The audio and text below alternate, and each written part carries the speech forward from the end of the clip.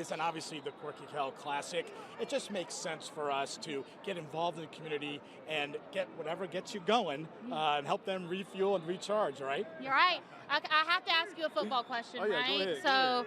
you went to Westlake. That's right. Played at Duke. That's correct. What's it like watching these kids out there? Like, how much more advanced are they and, like, what they're getting to do out here? Oh, man, it's like deja vu. I mean, I can feel it going through my veins. I mean, this is the biggest stage you could be on from a high school standpoint, right? They'll remember this game for the rest of their lives, and we want to be a part of that. So that's why we're a part of it. I'm just glad you didn't make us do a tackle drill. I mean, we still can. There's still plenty of time. We're going to need, like, a Oklahoma drill halftime performance out there. Now, you bring up the word community. I know how involved y'all are in sports, but what does the community involvement look like here in Atlanta? You know, it's absolutely huge. I mean, we think of ourselves as a hometown partner, so it just makes sense, you know, to work with Corky Kell Classic and all the other clubs, Boys and Girls Club and Camp Sunshine. You know, it's all about our culture, which is really about giving back. So having that opportunity to contribute to this youth, these kids that, you know, they should get used to playing on Saturdays because there's a lot of talent on here, and we just like to be a part of that. Must be all that Gatorade they've been drinking. That's right. That's right. Staying hydrated. I do have to ask, there's tons of sports drinks and energy drinks out there, but why is Gatorade the best fit for athletes? I mean, we're the best fit for every athlete. We're every athlete's #1 sports drink, no matter what the sport is, right? I mean, when you think about the hydration levels, we've been at it for a long time, so we know the recipe. We've got the chemistry together. It's just the right sports drink, no matter what you're doing, to stay hydrated. Can we expect to see this partnership between you and Gatorade continue? Without Can you imagine a racetrack, and we have 160 plus stores in Georgia? A Gatorade racetrack slushie. That's right. I can't imagine not ever having Gatorade on the shelves at racetrack. You know, we have 160 plus stores here in Georgia, and I'm looking forward to all these players, families, coaches, and friends to heading over to a racetrack and recharging. Well, it's been amazing to have y'all as a partner. I mean, I can't even begin to describe the look on these kids' faces when they get their Gatorade towel and also their racetrack gift card. So thank y'all so much for being a part of this with us. Our pleasure. Absolutely. Thank you so much. All right, guys, we will be right back with our Gatorade players of the game right after this.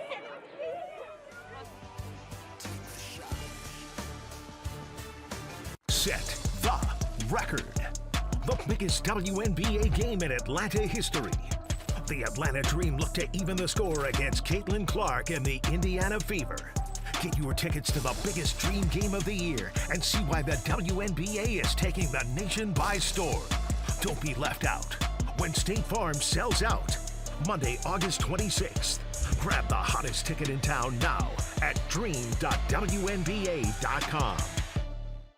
In the heart of our community, where bonds are built, stands a beacon of hope. Free at Last Bail Bonds. For over 50 years, founder Kathy Joyce built this business on strong family values. Today, our CEO, Jennifer Green, carries on that tradition, leading a team of 45 employees dedicated to keeping families and friends together.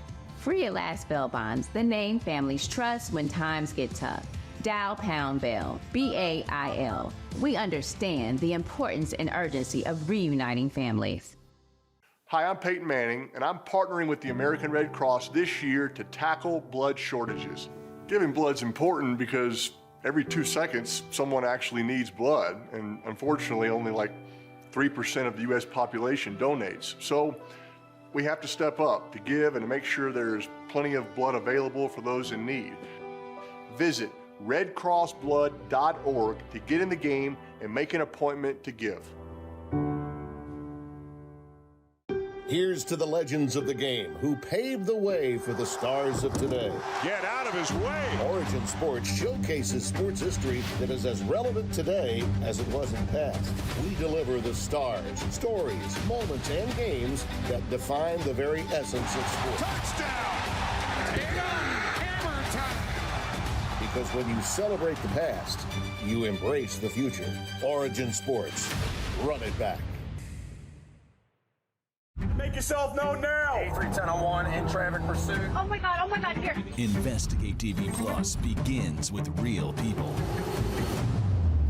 We investigate stories that impact you. And inspire change every day. Something is broken. Real problems. Why are they hiding it? And real solutions. My daughter was dying in front of me. What was your reaction when he said that?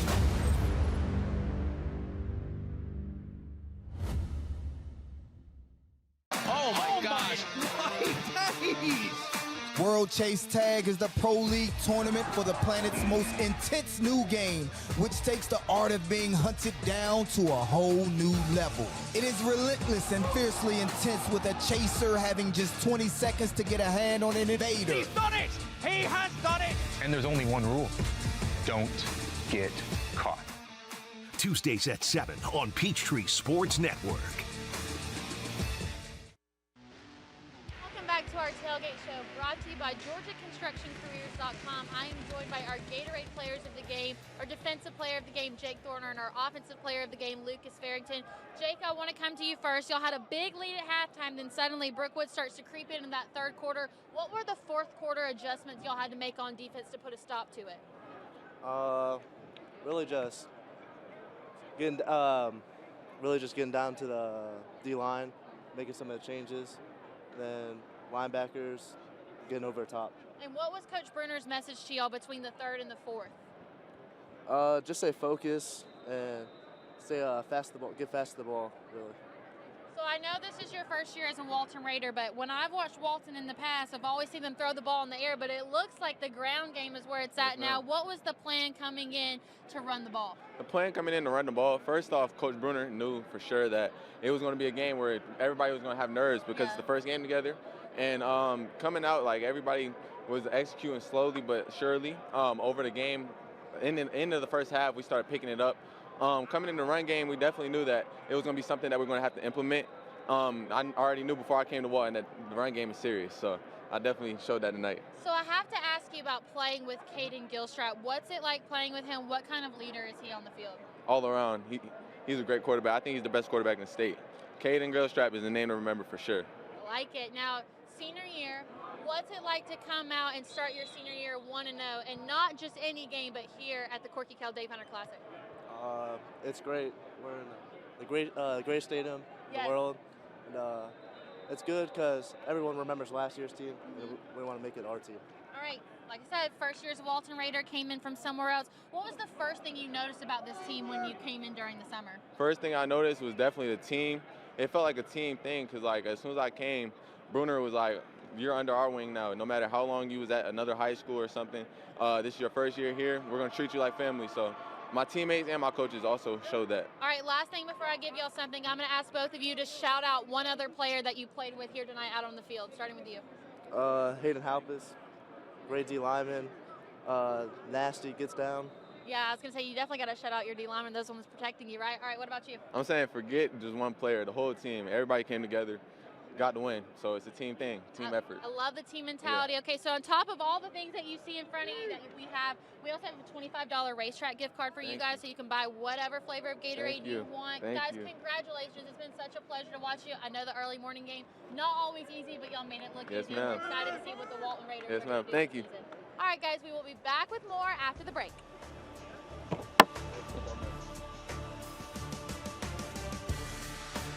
Are you interested in becoming a deputy or a jailer? The Gwinnett County Sheriff's Office is hiring and looking for individuals passionate about protecting and serving their community. If you are 18 years or older, join our team by visiting gogcso.com for more information. Gwinnett County, together, we can make a difference.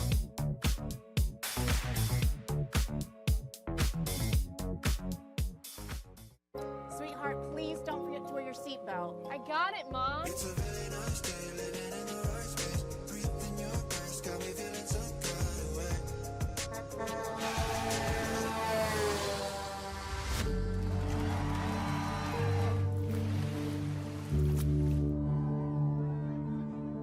In the blink of an eye, so many tomorrows can disappear. Buckle up for your future. Every trip, every time. A message from the Governor's Office of Highway Safety.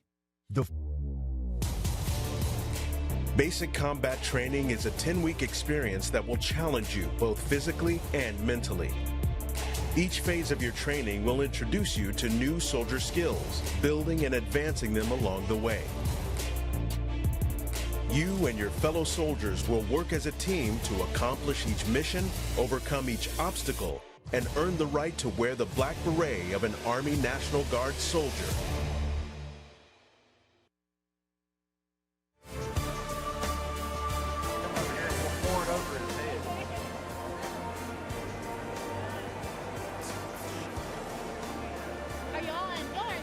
parts on the floor.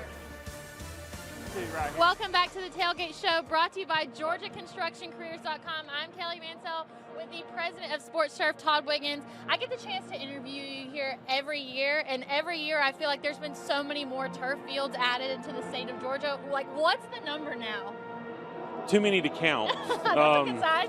Yeah, I mean, it's funny, we think about it. I mean, overall projects for us, we're well over 700 at this point for our history in this state. And so, yeah, it's a growing industry. A lot of schools are investing in these facilities, and so number continues to change. So what's the benefit for schools to invest in turf over just like a normal grass field? Well, I think if we look at our facilities and our administrators and athletic directors and what they're trying to do for their student athletes and even for an outdoor classroom. We've got girls flag football that is now a sport here in the state of Georgia. We need more field space, and so especially in our metro city areas, we are landlocked. We don't have a lot of field space, and synthetic turf is a great all-around surface. And so I think that's probably one of the reasons why we see that. Yeah, I think I actually saw that one of the first turf fields y'all implemented was at the 1996 Olympics. So obviously it's been more than 20 years since y'all been doing this. How do you continue to adapt the turf and make changes to keep up with time? So I think the industry is continuing to look to deal with our heat challenges that we have on our surface. We're trying to make that footing and that surface similar to natural grass. That is something that has continued to happen. And at Sports Turf, we've worked with our industry partners in Brock and AstroTurf to try and bring that technology to the market. And so we're utilizing pad technology, we're utilizing organic infills to make a surface that is fast and safe for our athletes. Yeah, I think you brought up girls flag football and maybe just baseball a second ago. What about other sports? Like, how can they get involved with it as well? So baseball and softball is a really big market right now. We're seeing a lot of those fields make that conversion. But with this technology and this system that we're utilizing, we've even been able to adapt this for special needs kids. So you can utilize a wheelchair on this surface, have a girls' high school softball game on the same field. So it's newer technology, it's newer approaches to doing the work, and we're really happy about what we're getting. It sounds like you're always thinking about the next thing. What's the next big thing for Sports Turf? That's a great question. We want to improve efficiencies. We want to try and make sure that our products are affordable, so we're always looking to find the advantages wherever we can. So if anybody wants to get in contact with you, is interested, where can they reach you? Best thing to do is go to the website, www.sportsturf.net. Look us up on social media, STC Field Builder. So I'm going to tell you something before we cut. So this year I'm doing something different where I'm collecting turf from every field that we go to as like a keepsake, and it makes me feel a lot better knowing that it's Sports Turf turf. Well, that sounds great. Maybe I'll recycle and give it back to you. There you go. That'd be good. All right, Todd, always such a pleasure to see you. Thank you for partnering with us all year long. It's really a pleasure. Thank you. All right, we will be back with more after the break.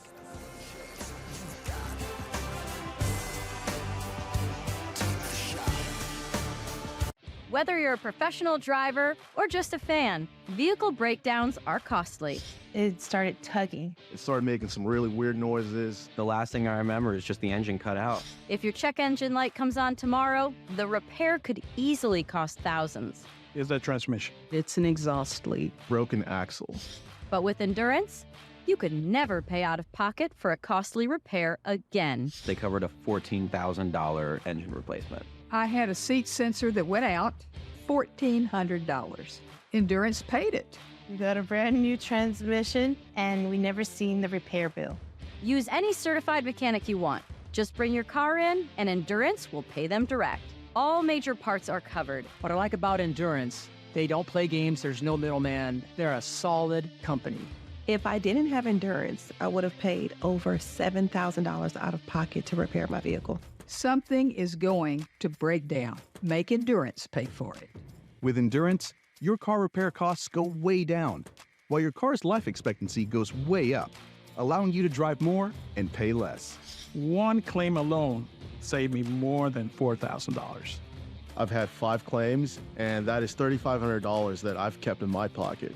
So, who's going to pay for your next car repair? You or Endurance? Whether you put 10,000 or 100,000 miles a year on your car, if it's less than 20 years old, Endurance has you covered with unlimited miles. Plus, your plan covers 24/7 roadside assistance anywhere in the country. Call right now to get $300 off any plan, plus a full year of our top-tier elite benefits, a $2,000 value free. And all Endurance plans come with a 30-day money-back guarantee. But you have to act now. Call 1-855-235-5637. That's 1-855-235-5637. And welcome back to the Tailgate Show, brought to you by GeorgiaConstructionCareers.com. I'm Kaylee Mansell, and I'm joined by someone you may know as Dave Hunter of the Corky, Kell Dave Hunter Classic. Dave, we spend all year planning for this moment. What's it like to finally see it all go down? Well, we struggled so with the weather last night. We did. That we're excited to be here and be inside and not have to worry about the weather right now. But you know, it is what it is. That's what happens in football. Sometimes you get kicked, you got to get back up. Yes, all about how you get back up. Now, longtime Brookwood coach, I know that they just lost out there. They played a terrific game, but you've got to see them play in every Corky, Kell, now Dave Hunter Classic since. What's it like having to sit on the sidelines and watch them and not as a coach? It gnaws at me. I don't like it. Brookwood had two great chances early on. Didn't get any points, missed 2 field goals, and then scored the next time they had it. So they should have been up 3 scores of some kind, and they weren't. And then Walton got better as the game went on. And Brookwood came back, but they just had too little, too late. Sometimes that's just how the cookie crumbles, Coach. It is. It is. Now you've got this bling on. I would be scared. I mean, to be in front of you or get you upset with me. Walk me through, what is this right here? It's really shiny. This is a Corky Kell 25th anniversary ring. Okay. That IJ gave to me and Jimmy and Beverly Postell, the other partners, as well as Miss Kell, and the 25th anniversary, and it was very, very special. So I wear it particularly on this day. I heard someone say earlier that they had people from across the country texting them trying to get access to watch these games. What's it like knowing not only the reach it has within the state of Georgia, but across the entire country? Well, we think it's the best event. We've been told by several people this is the best early season event in the United States. We agree with that, obviously. But it's a great event, a 4-day event that's put on, it's televised. People get great exposure. We get players that get scholarships from this telecast every day, every year. Being a coach early on, now you see these kids out here. How much more advanced are they? They're really much more advanced because physically they're bigger and stronger and faster, and they're just it's just a different animal. They run much faster. Again, they're bigger. So the game's gotten better with the players. The coaches have always been great in Georgia. You can go a lot of different ways with this answer, but looking back on it all, what's the thing that you're most proud of about putting on this event? I'm proud that the kids get exposure. The players get exposure. This needs to be a players' event. If it ever doesn't become a player event, then we're in the wrong business. But this is a place they're going to play where the Super Bowl is going to be played. A place in the Georgia Dome where the Super Bowl was played. Those kids can tell that to their grandchildren. Dave Hunter, you're a legend to the people, and I'm so excited just to be able to even just breathe the same air as you most of the time. It's always such a Kaylee, pleasure. you got away with words. That means a lot coming from you. Thank you so much for being here, and we couldn't do it without you. Thank you so much. All right, guys, we're going to have kickoff coming up right after the break, so stay where you're at.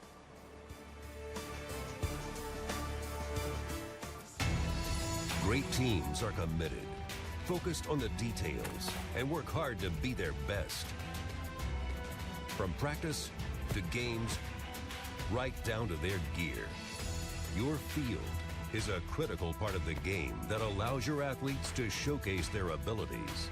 Sports Turf is committed to bringing your team innovative sports surfaces with unparalleled performance. You bring the vision, our team brings it to life.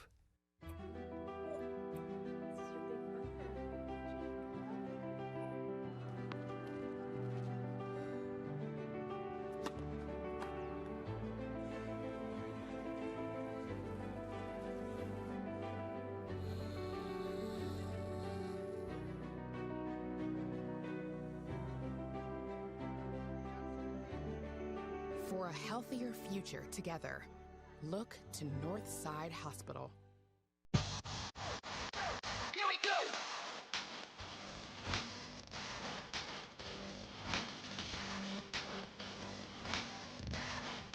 Here we go!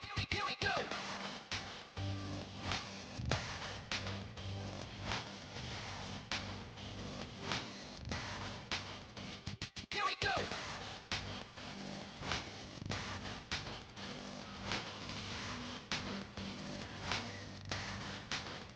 A journeyman with Local 85, when you turn out, you can be hitting six figures. Hey, I have your back, you have my back, we're gonna do this together. We're one for all for one. College just wasn't for me.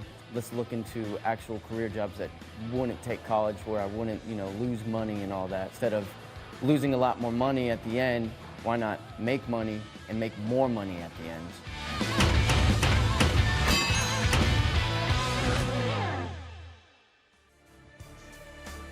And welcome back to Mercedes-Benz Stadium as we continue day 4 of the Corky Kell Dave Hunter Classic and game 2 of our quadruple header here at the Benz. I'm Matt Stewart along with Chris Millman, and now we got the Houston County Bears taking on the Alpharetta Raiders. And this Houston County team got to the second round of the state playoffs last year, to the quarterfinals. Year before that, they have one of the top-rated quarterbacks in the entire country in A.J. Hill. Graduated 37 players off last year's team, but they still got A.J. They feel like they still got a chance to make a run here in 2024. Well, A.J.'s a 4-year starter. He's committed to Memphis already. He is going to be something to watch here today, here at Mercedes-Benz Stadium on this stage. Tremendous player.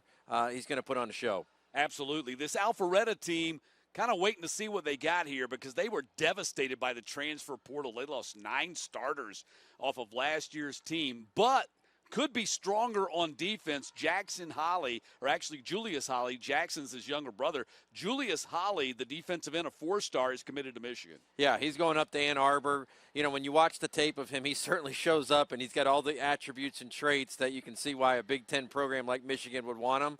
I think he's going to be somebody we're going to have to zone in on today. So off to a great start here today. If you missed it, Walton a winner over Brookwood in our first game. We've got 2 more games coming up after this one. Opening kickoff with Hoko and Alpharetta coming up next.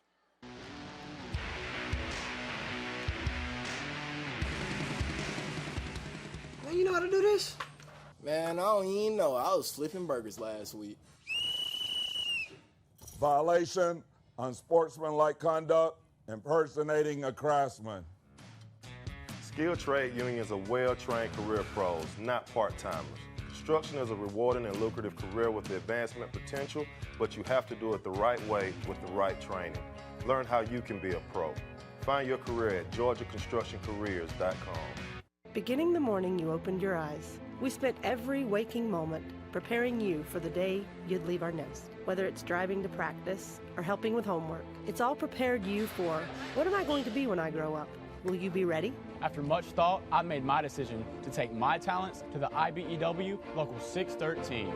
The International Brotherhood of Electrical Workers is not simply a job, it's a career. Visit IBEW613.org to begin a new future today. Great teams are committed, focused on the details, and work hard to be their best. From practice to games, right down to their gear. Your field is a critical part of the game that allows your athletes to showcase their athletic abilities. Sports Turf is committed to bringing your team innovative sports surfaces with unparalleled performance. You bring the vision. Our team brings it to life. The Mechanical Trades Institute wants to provide apprentices with a pathway that promises rewarding, hands-on work through a completely free education.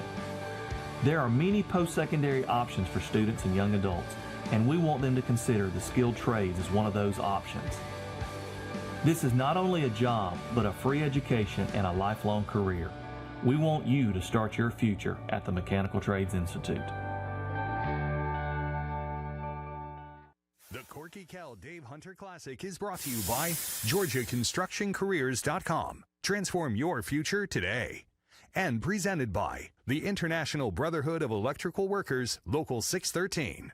Electrify your career.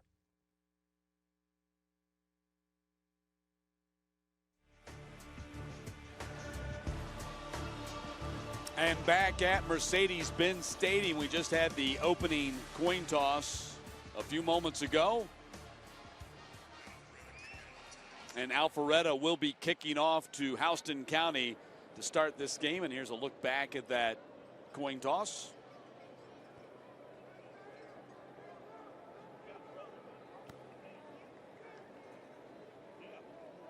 Well, so take my word for it. Houston County is kicking off to, or it was a Alpharetta. very dramatic coin toss. Alpharetta is kicking off to Houston County here. So ready to go. Well, this ought to be a fantastic game. Houston County is loaded with college prospects. I mean, we're going to be talking about a lot of them here throughout this afternoon. But Alpharetta has quite a bit of talent as well. So I think we're going to see a pretty good matchup here in game 2 of the day. And it's going to be Isaiah Boo Mitchell who takes the opening kickoff. And Mitchell, speedster that transferred in from Peach County up to the 28-yard line. And that's where we're going to see the Houston County Bears go on offense for the first time today. Ranked 9th in the Score Atlanta 5A top 10. Well, as we mentioned in the open, you know, this offense is going to really run through A.J. Hill. You know, he's your quarterback, number 2 here of this offense, and going into his senior season here, I know he's looking forward to getting his senior season going. He feels like he's got a lot he's built off of here the last 3 years. Be interesting to see what type of command he has in this offense. 6'5", 220 pounds, committed to Memphis over the summer, over 32 other offers. And the first play of the game is a handoff right up the middle and a 2-yard gain for the Bears. 32 other offers. Let's go ahead and repeat that. This guy was very much sought after, so you're getting a chance to see one of the top college prospects here, right here in the state of Georgia. 2nd down and 10 in a play action. Hill going to air it out deep down the far sideline and incomplete inside the 30-yard line, trying to connect with Trey Leary out there on the edge, and it's going to be 3rd down. Well, a nice defensive play there. You know, Ryan Steele, the corner there, was with them stride for stride with good, really good coverage there. As Houston County is trying to take the deep shot here early in this game, but great coverage. A.J. Hill was originally committed to Colorado. The pass goes out on the edge.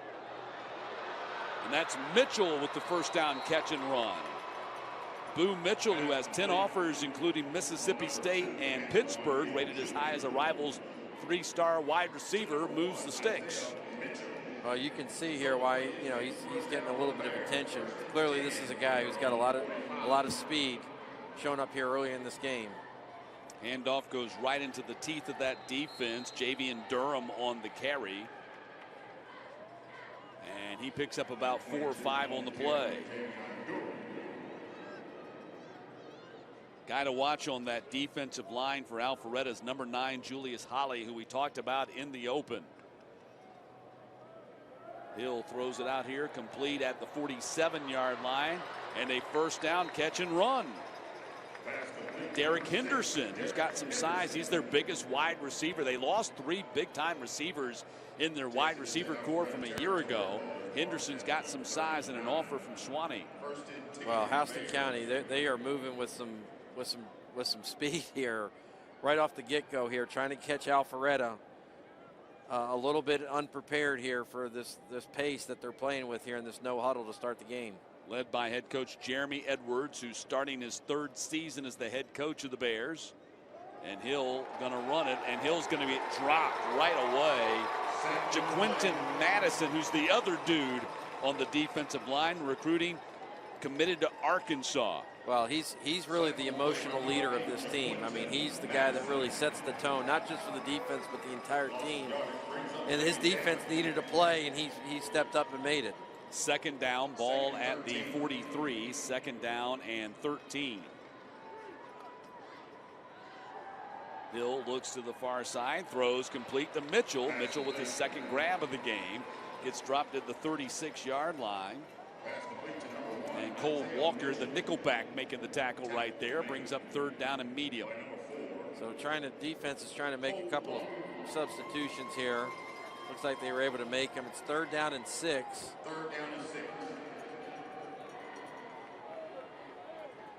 Line to gain is the 30.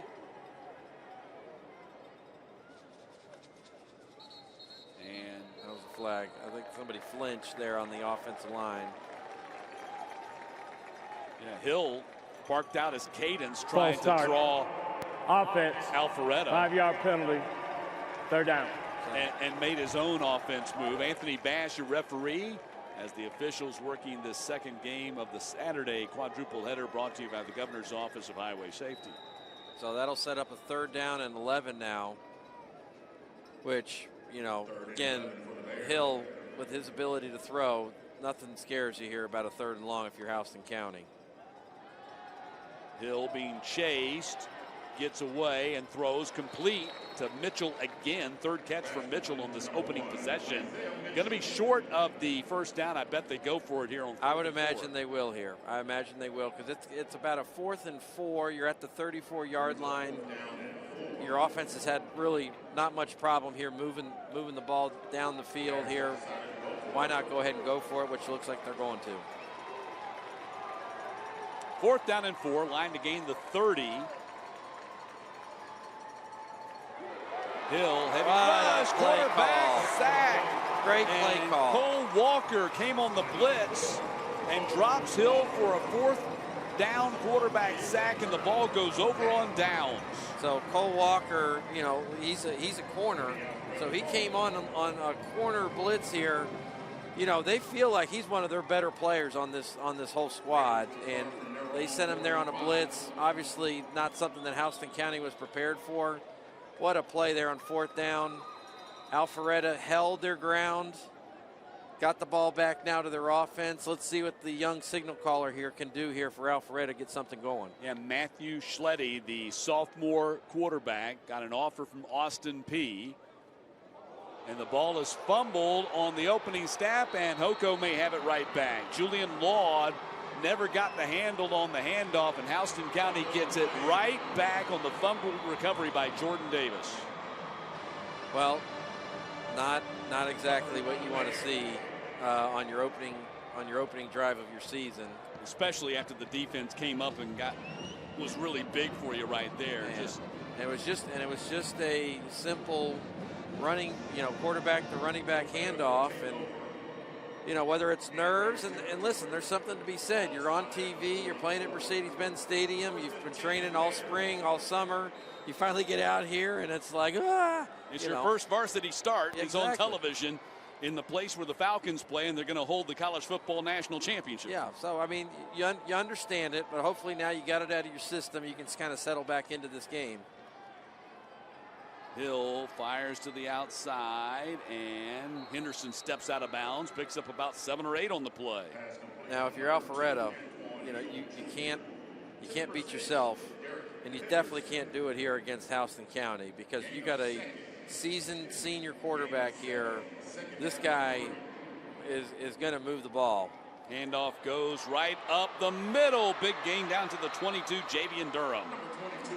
So Durham, another kid, you know, really good little running back. Not the biggest, but he's got great feet about him, and he's got some vision about him, and you saw it there on that run. Right up the middle, Durham again, right through the defense, touchdown, Houston County. Wow, great run. 2 back-to-back great runs by Durham. Really, really nice job. You know, Durham's the junior running back that they utilized, and gave it to him a few times there, and boom, went right up the gut there for the touchdown. Here's the replay. Big touchdown run by Javian Durham on their 2nd possession of the game. A couple of missed tackles there, which you're going to see a little bit in a season opening game. But it made him pay there on that as he took it to the house for a touchdown. Scoring recap presented by Breda Pest Management. Ludwig with the PAT. And the touchdown run by Durham of 23 yards, and just 4 minutes into the game, Houston County has a 7-0 lead. Cool has always been a leader in our industry. The lifetime parts and labor warranty is pretty awesome. Basically, all the parts are covered, the labor and everything. When we say lifetime, we mean lifetime, and it's supported with money-back guarantees. And with that, you're getting all qualified technicians that are going to ensure that this job is done perfectly and operates perfectly throughout the life of the unit. Learn more about our Coolray lifetime parts and labor warranty at Coolray.com. Coolray and Carrier. Turn to the experts. In the heart of our community, where bonds are built, stands a beacon of hope. Free at Last Bail Bonds. For over 50 years, founder Kathy Joyce built this business on strong family values. Today, our CEO, Jennifer Green, carries on that tradition, leading a team of 45 employees dedicated to keeping families and friends together. Free at Last Bail Bonds, the name families trust when times get tough. Dial Pound Bail, BAIL. We understand the importance and urgency of reuniting families. You ever seen this? You ever seen that? You ever seen the Harlem Globetrotters live on TV? Well, now's your chance. For the first time in 40 years, the Harlem Globetrotters are showing off their skills right in your living room. Don't miss a little bit of this, a little bit of that, and don't miss whatever they call that move. The Harlem Globetrotters, live Sunday at 7, only on Atlanta's own Peachtree TV. Yeah, baby.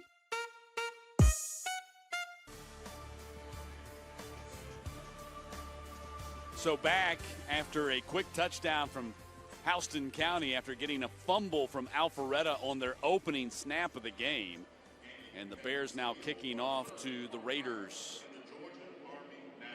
And you made a great point, Chris. Handling the environment is not an understatement.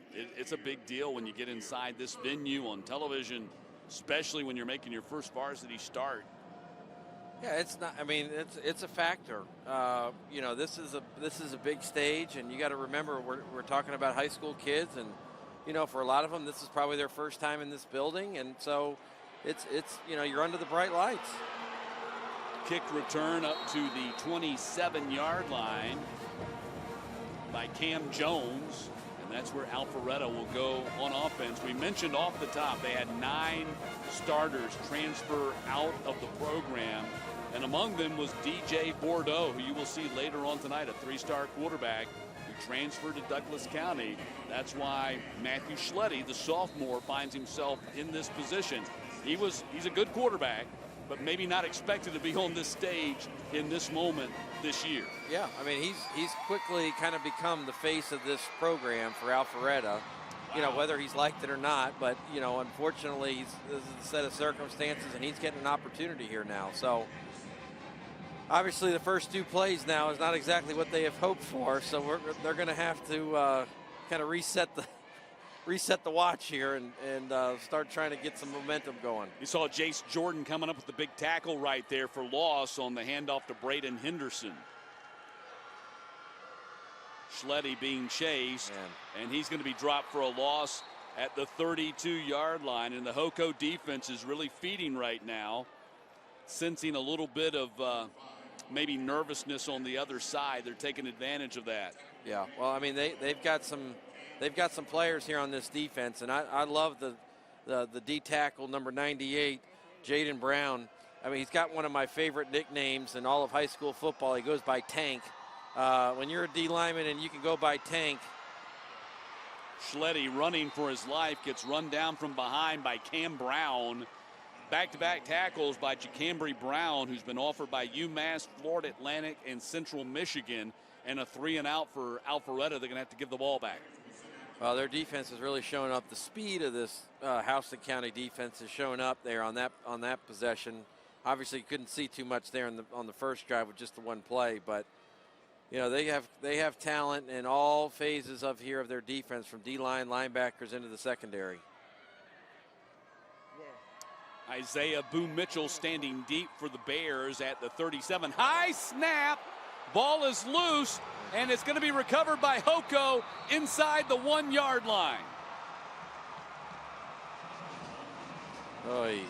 Well, listen, we had, you know, for those of you that were with us in the first game, we had a similar play in the first game here this morning with Walton and Brookwood.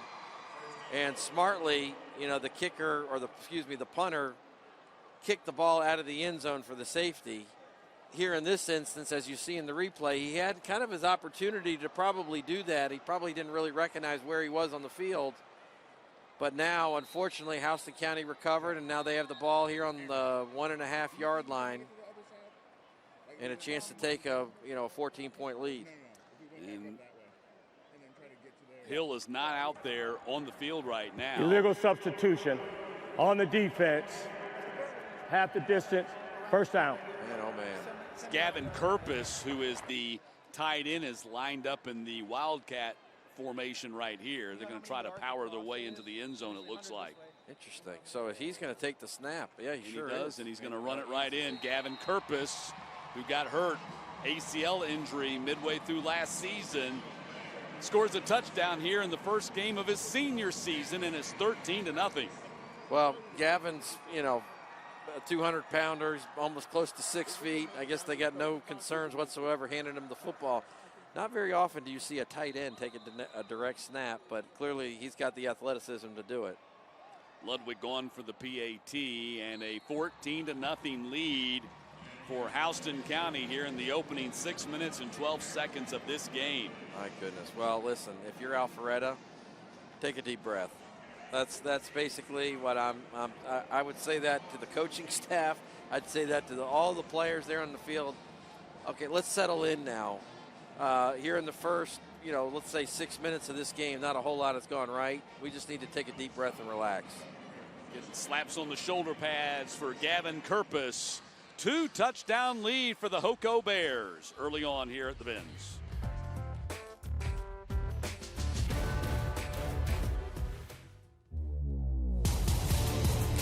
Basic combat training is a 10-week experience that will challenge you both physically and mentally. Each phase of your training will introduce you to new soldier skills, building and advancing them along the way. You and your fellow soldiers will work as a team to accomplish each mission, overcome each obstacle, and earn the right to wear the black beret of an Army National Guard soldier. A journeyman with Local 85, when you turn out, you can be hitting 6 figures. Hey, I have your back, you have my back. We're going to do this together. We're one for all for one. College just wasn't for me. Let's look into actual career jobs that wouldn't take college, where I wouldn't, lose money and all that. Instead of losing a lot more money at the end, why not make money and make more money at the end?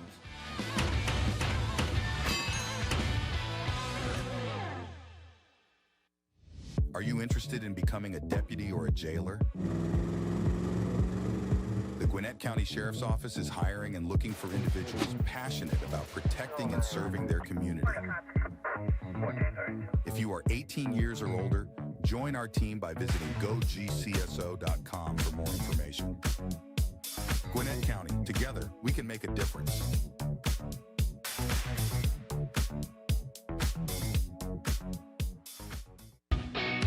The Georgia Sheet Metal JETC equips apprentices with the knowledge and skills required to start a rewarding career in the sheet metal industry with programs in HVAC, industrial welding, and testing, adjusting, and balancing.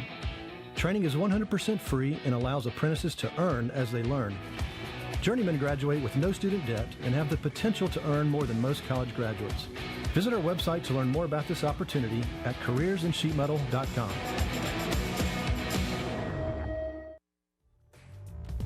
14-0 lead for Hoco here in the opening 6+ minutes of this game.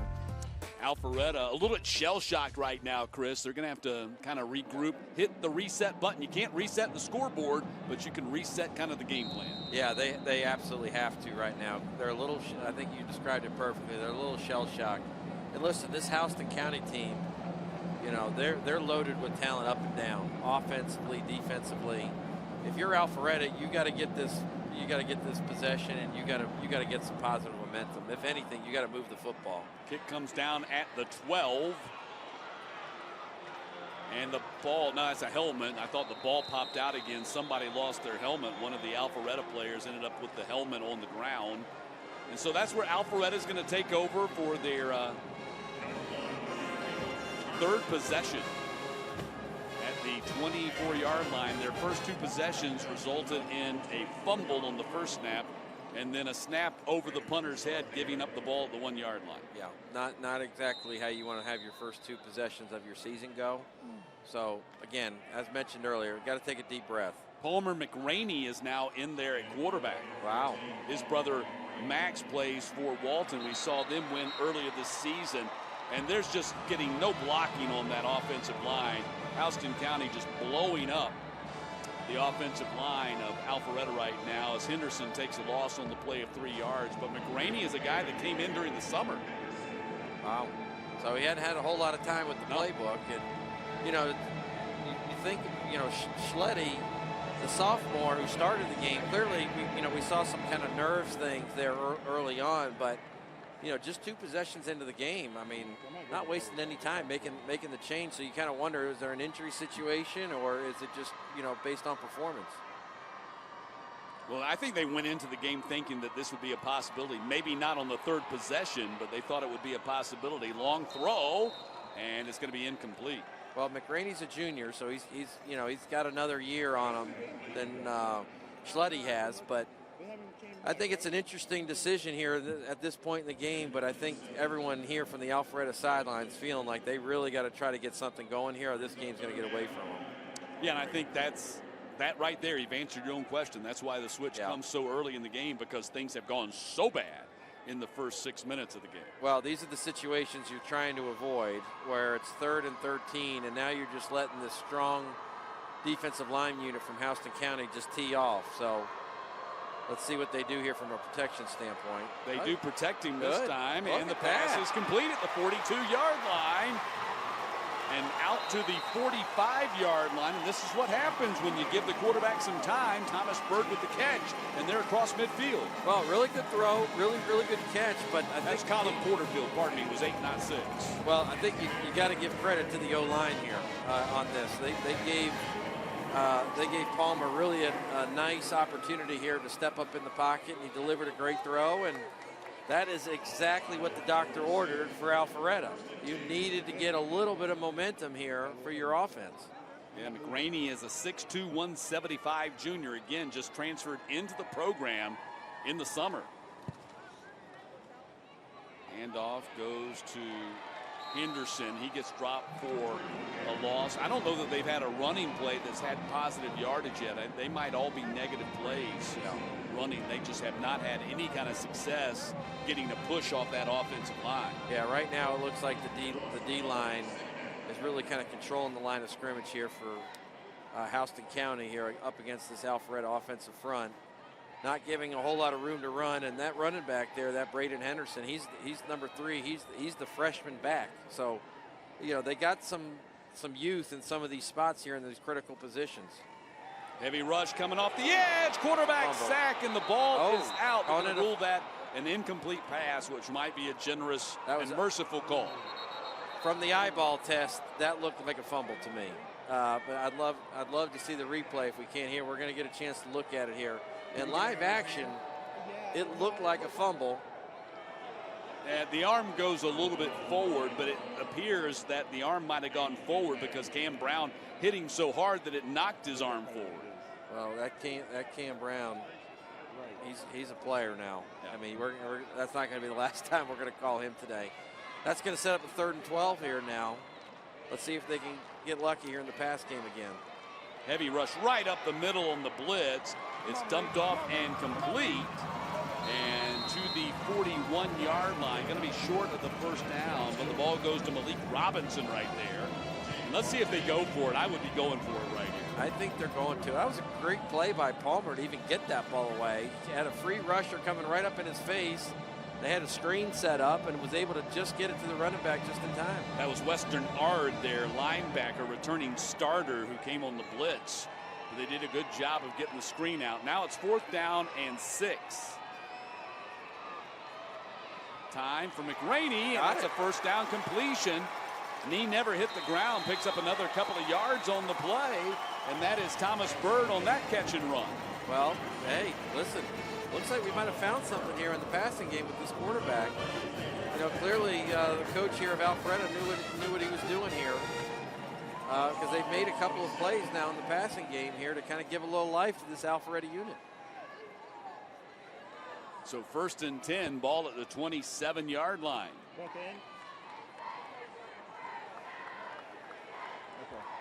Team has looked different with McRaney at quarterback. Handoff goes to Robinson in the spin move. And Robinson, nice positive run. That's the first run play of this game where Alpharetta has actually moved down past the line of scrimmage. And Chris, when you start completing passes downfield, now the defense has to respect every part of your game, opens up your run game. Yeah, well, I'm glad they haven't gone away from it because exactly, if you're going to have any chance of having anything successful in the passing game, you got to continue to try to run it. McRaney on the rollout. He's been chased by Ard, and he's going to be caught from behind, helmet off. I think I would have liked to seen him throwing it away there. You know, obviously he's trying to make a play with his legs. And again, that's some of those kind of early season trying to do a lot to wheel your team back into the game here. You have the backup quarterback in there now.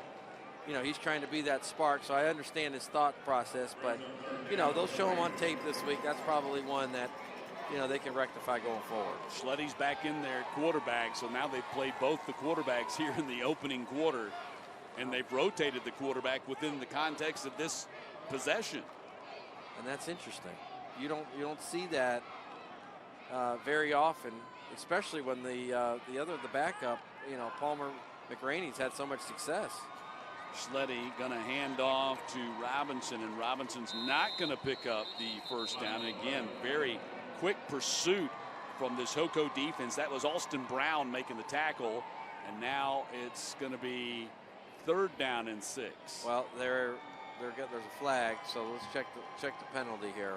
But I like getting Schletty back in the game. Well, you know, what the question was it injury or was it performance earlier? And, you know, clearly it was just trying to kind of get both quarterbacks involved in this game.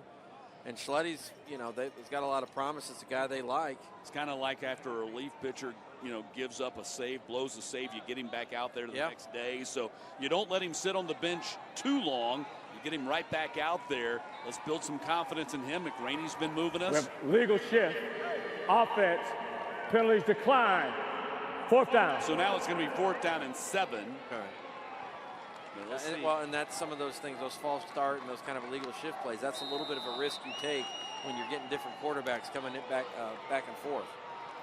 Schletty downfield, got a man at the 6-yard line. Beautiful pass by Schletty right there, completing it to Braden Henderson, the freshman running back coming out of the backfield. Well, and that's a guy they like. You know, they like this Henderson kid. He is a freshman. But the two young guys here, the sophomore to the freshman, have developed a little bit of early season chemistry here. And it's got down to the 5. Red zone presented by IBEW Local 613, and Henderson is going to be tackled for a loss again. Just not having much success at all in the run game against this Houston County defensive line. And again, that's the linebacker Jace Jordan making the tackle for Hoko. Well, I like the fact that, you know, Alpharetta has responded here. I mean, we felt like at the beginning of this possession that they absolutely needed something out of this possession, and they've made a couple of adjustments. They've got the backup quarterback here involved a little bit. Let's see if they can punch it in. Inside the final minute of the first quarter, pass is beyond the outstretched arms of Tucker Kelleher, who's the fullback, but also a tight end in this offense. He's committed to BYU, and he's a big target at 6'6", 230. Well, and they were just off, not by much, but just by a hair. Looked like they were just off on their timing on that route. So that's going to set up, it looks like a third and goal from about the 8-yard line now. Malik Robinson in there at running back. High snap, and play got blown dead. Was a timeout called or a penalty? No, it was a penalty. It looks like it's going to be on the defense, too.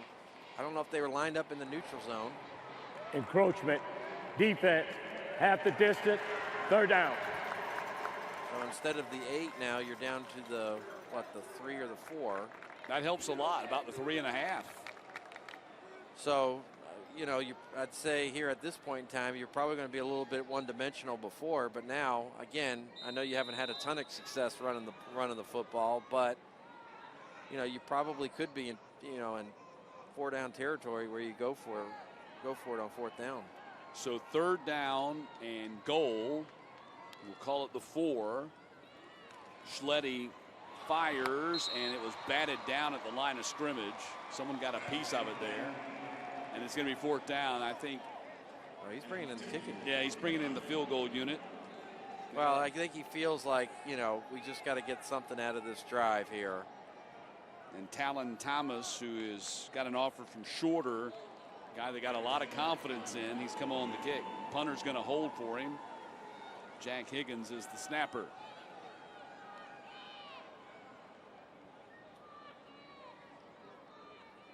Everything looks good. They get it up and down and in the uprights. Good.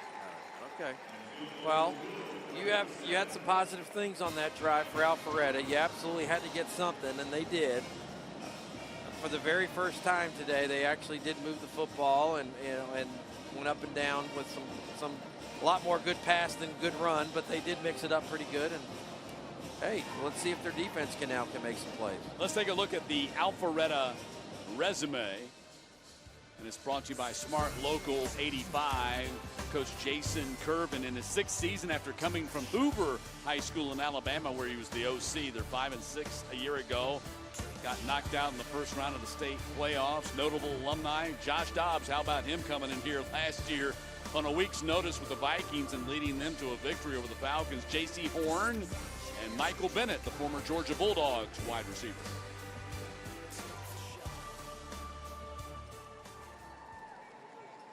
All right, well, we have about 22 seconds left to go in this first quarter. Both teams now probably feel like they've settled down a little bit. Both teams have had some success now on offense. You feel like this defense now for Alpharetta is going to somehow control the tempo a little bit and the pace that Houston County wants to play here, because they're going to come back to that. There's no question. Great kickoff by Thomas, lands at the 1 and kicks into the end zone, so no return for Houston County. They'll bring the ball out to the 20-yard line with 22 seconds to play here in the opening quarter in a 14-3 game. But I agree with you, it was important. They had to get some kind of points. Preferably it would have been the 7. They settle for the 3, and just a little bit of a confidence builder after a really difficult first quarter for them. Well, we're going to get a chance, for those of you just joining us, A.J. Hill, the quarterback here for Houston County, the 4-year starter, going to Memphis next year. He's a talent to watch now, and you'll get a chance to see his arm here probably on this possession. Oh, boy. Instead, we got a run right up the middle, off to the races, and he will be caught finally at the 13-yard line. Big run by Javian Durham. Wow, what a run. Well, right up the middle here, and he just kind of runs out of gas here. We have a flag on the play. Maybe a sideline warning. We've had that a few times here in these. Sideline warning. Offense. Yeah, we've seen that call. I think I might have seen it almost in the majority of these Corky Kell Dave Hunter Classic games, where these sidelines get a little excited on these big plays, and these referees are here in week 1 making that a point of emphasis. Well, the concern is when you have the officials on the sidelines, they're going up and down that sideline. They don't want to have to be looking if they're going to run into somebody. That's the big emphasis on keeping the sideline clear for the officials, so they're not running. They're running and looking at the field, and they don't end up colliding with a player who's gotten a little bit too excited and jumped out into the field. So that's the end of the first quarter here at the Benz. Game number 2 here on this Saturday quadruple header. Hoko in the lead, 14-3.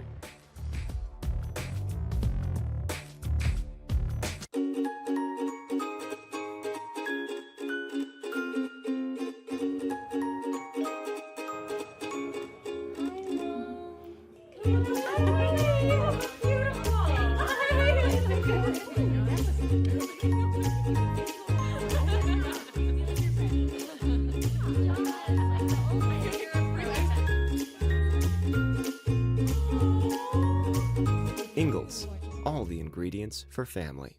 It's hot at Matthews Kia of Cartersville, so we are having a hot sales event. We have great selections of 2024 and 2025 new vehicles. Lease the 2025 Kia Carnival LX $429 for 24 months, the 2024 Kia Sportage LX $289 for 24 months, or the 2024 Kia Telluride S just $379 for 24 months. Hurry, because prices are in your favor right now. Don't forget, Matthews Kia of Cartersville is home to the lifetime warranty. Come see us today. All roads lead to Matthews Kia of Cartersville. Set the record.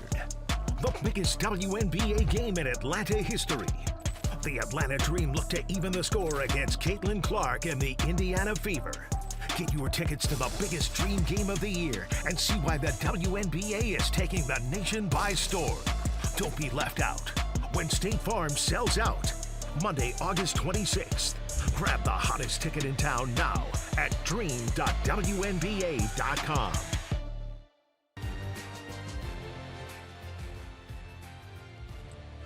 Well, we're going to see here, Matt, on whether or not Alpharetta's defense can hold, because this has the chance of really starting to get away from them.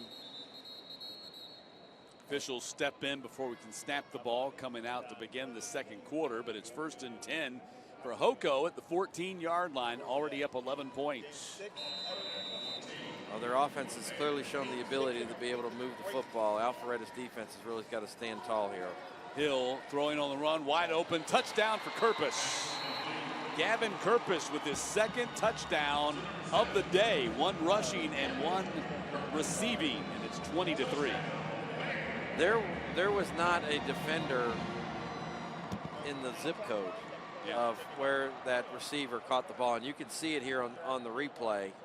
I mean, somebody got completely confused in coverage here on the defense, because there was nobody, absolutely nobody there. That was probably one of the more easier touchdowns they're going to have all season here for Houston County. PAT by Ludwig is up and good in a 21-3 lead for Hoko here on the first play of the second quarter. Well, defensively here for Alpharetta, you really got to come over here to the sideline and really think about making some adjustments here. They gave up, they've given up a couple big runs. They've given up now a couple of passes downfield. I mean, right now, Houston County is doing what they want to do when they want to do it.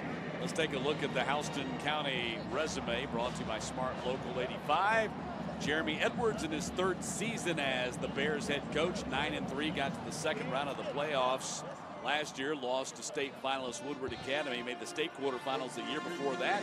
And the notable alumni, Jake Fromm, Kyle Moore, and Trey Hill. Trey Hill is the uncle of A.J. Hill. And Trey played at Georgia and now in his 4th season with the Cincinnati Bengals.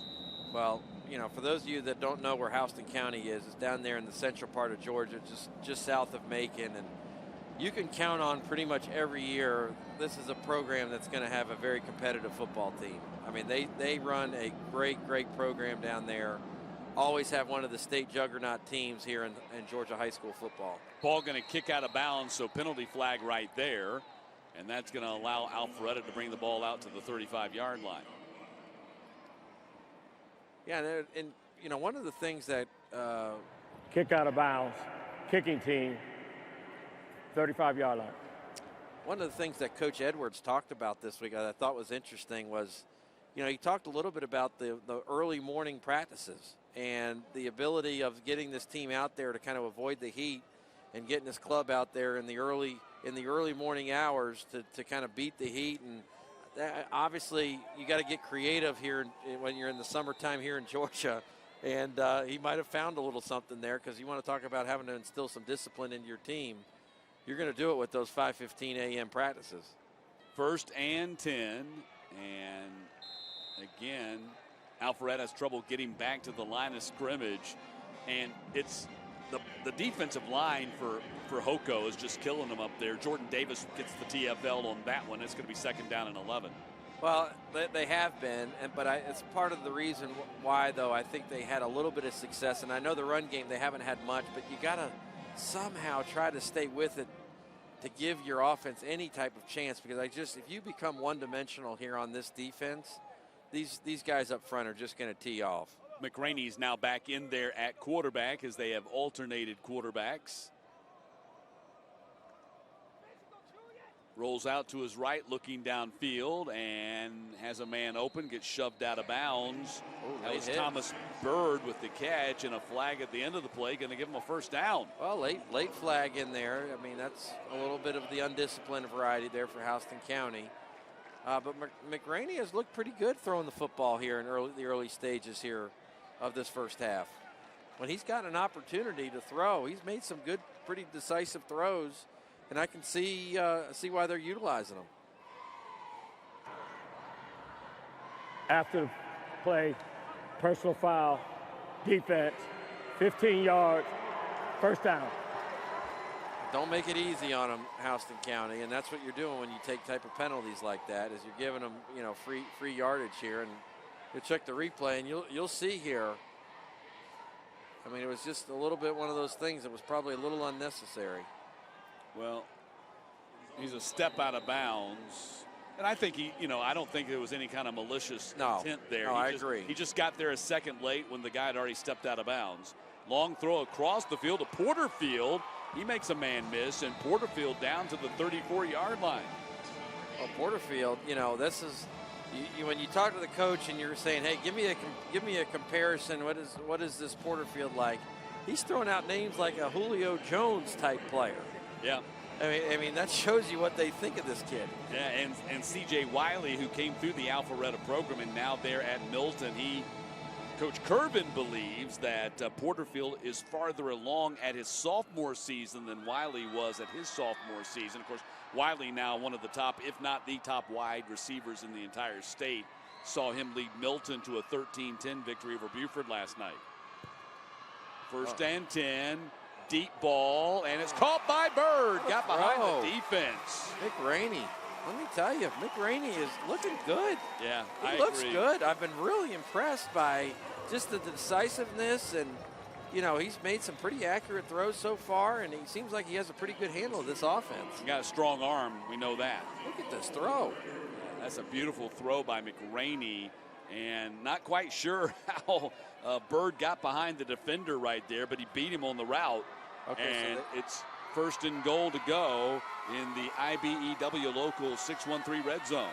So we got a quarterback change again. So they've brought Schletty back in there now. And Schletty going to try to run it in, and he does. Touchdown. So they like Schletty in there for his feet. They feel like Schletty's a little bit more of an athletic guy than McRaney. McRaney obviously has the big arm and the pocket presence. But they feel like Schletty gives them a little bit of a different option there. So take a look at the scoring recap presented by Breda Pest Management. All right, so we're all getting, for the folks here in the booth and the folks at home now, we're starting to get a little bit of a handle of how Alpharetta wants to, manage the game here from an offensive standpoint. And they like both of these quarterbacks, and they both kind of provide a little bit of a different element. But the surprise of the game to me has been McRaney's ability to kind of throw the ball downfield. PAT is up, and it is good. And it's 21-10. Well, they've clearly Alpharetta now in the last two possessions has made a few adjustments. They've gotten McRaney into the fold now.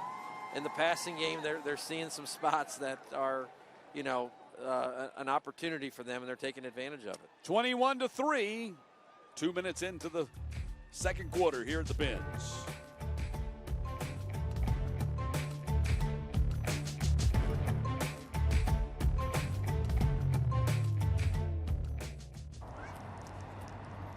Dang, where you get this car? You need to join the union. The union? Absolutely. You can get 10 of these. Union construction workers earn the highest wages with the best benefits and the most protection in the construction industry. Find your career in construction. Go to GeorgiaConstructionCareers.com and start your future today.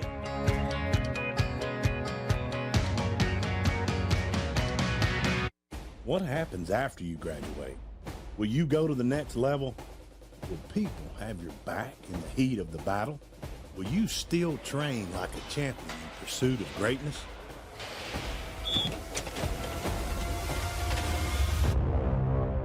You will. when you become an IBEW electrician. Join our team. Visit IBEW613.org. Great teams are committed, focused on the details, and work hard to be their best.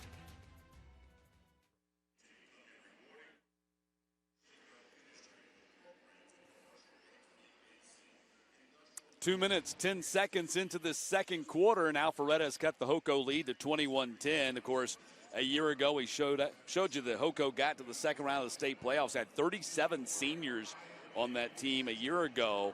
And Coach Edwards feels like a little bit of the problem was there was a lot of focus on me and not we. They had some guys who had college scholarship offers and now playing college football, and sometimes that happens, not just at Hoco, but everywhere. The guy gets that commitment, and they throttle back a little bit. Sure. Because they feel like I've done what I came to do, and that's get myself a college scholarship. But he says A.J. Hill has been locked in all season long, and this team is a hungry team coming into the 2024 season. Pooch kick. Pooch. Fielded at the 25 and then dropped. Back up. Heading to the outside, and a nice return up close to the 50-yard line, but a flag out. I think that's going to come back. That's Austin Stinson on the return. They lost a key ingredient to their offense when Amir Thomas, who's also committed to Memphis, suffered an ACL on a non-contact. Which is just, you hate to see that. You just hate Amir, to see that. big part of their offense, and they lost him for the season. Of course, he's over there on the sideline with them, kind of taking on the role of a player coach, if you will. Holding, return team, 10-yard penalty, first down. An inspirational leader on the team, but they're missing him today. Although, obviously Javian Durham has stepped into that role and has played well here today, but Amir Thomas is somebody they're missing here in this 2024 season. So Alpharetta's defense now has got to stand up. You got to somehow, some way slow down this Houston County offense. You haven't been able to do it today. You got to get some of your playmakers here on this Alpharetta defense. Julius Holly, we want to see you show up here. Inspire this defense. Hill, pump fake, loads up for the home run ball, and incomplete at the 35, and no flag. No, I think that was the right call. I know the Houston County sideline doesn't like that, neither does the receiver. But, the ball was a bit overthrown. There might have been a little bit of grabbing and whatnot, but not enough to draw the flag. So sets up a 2nd and 10 now. So there you go.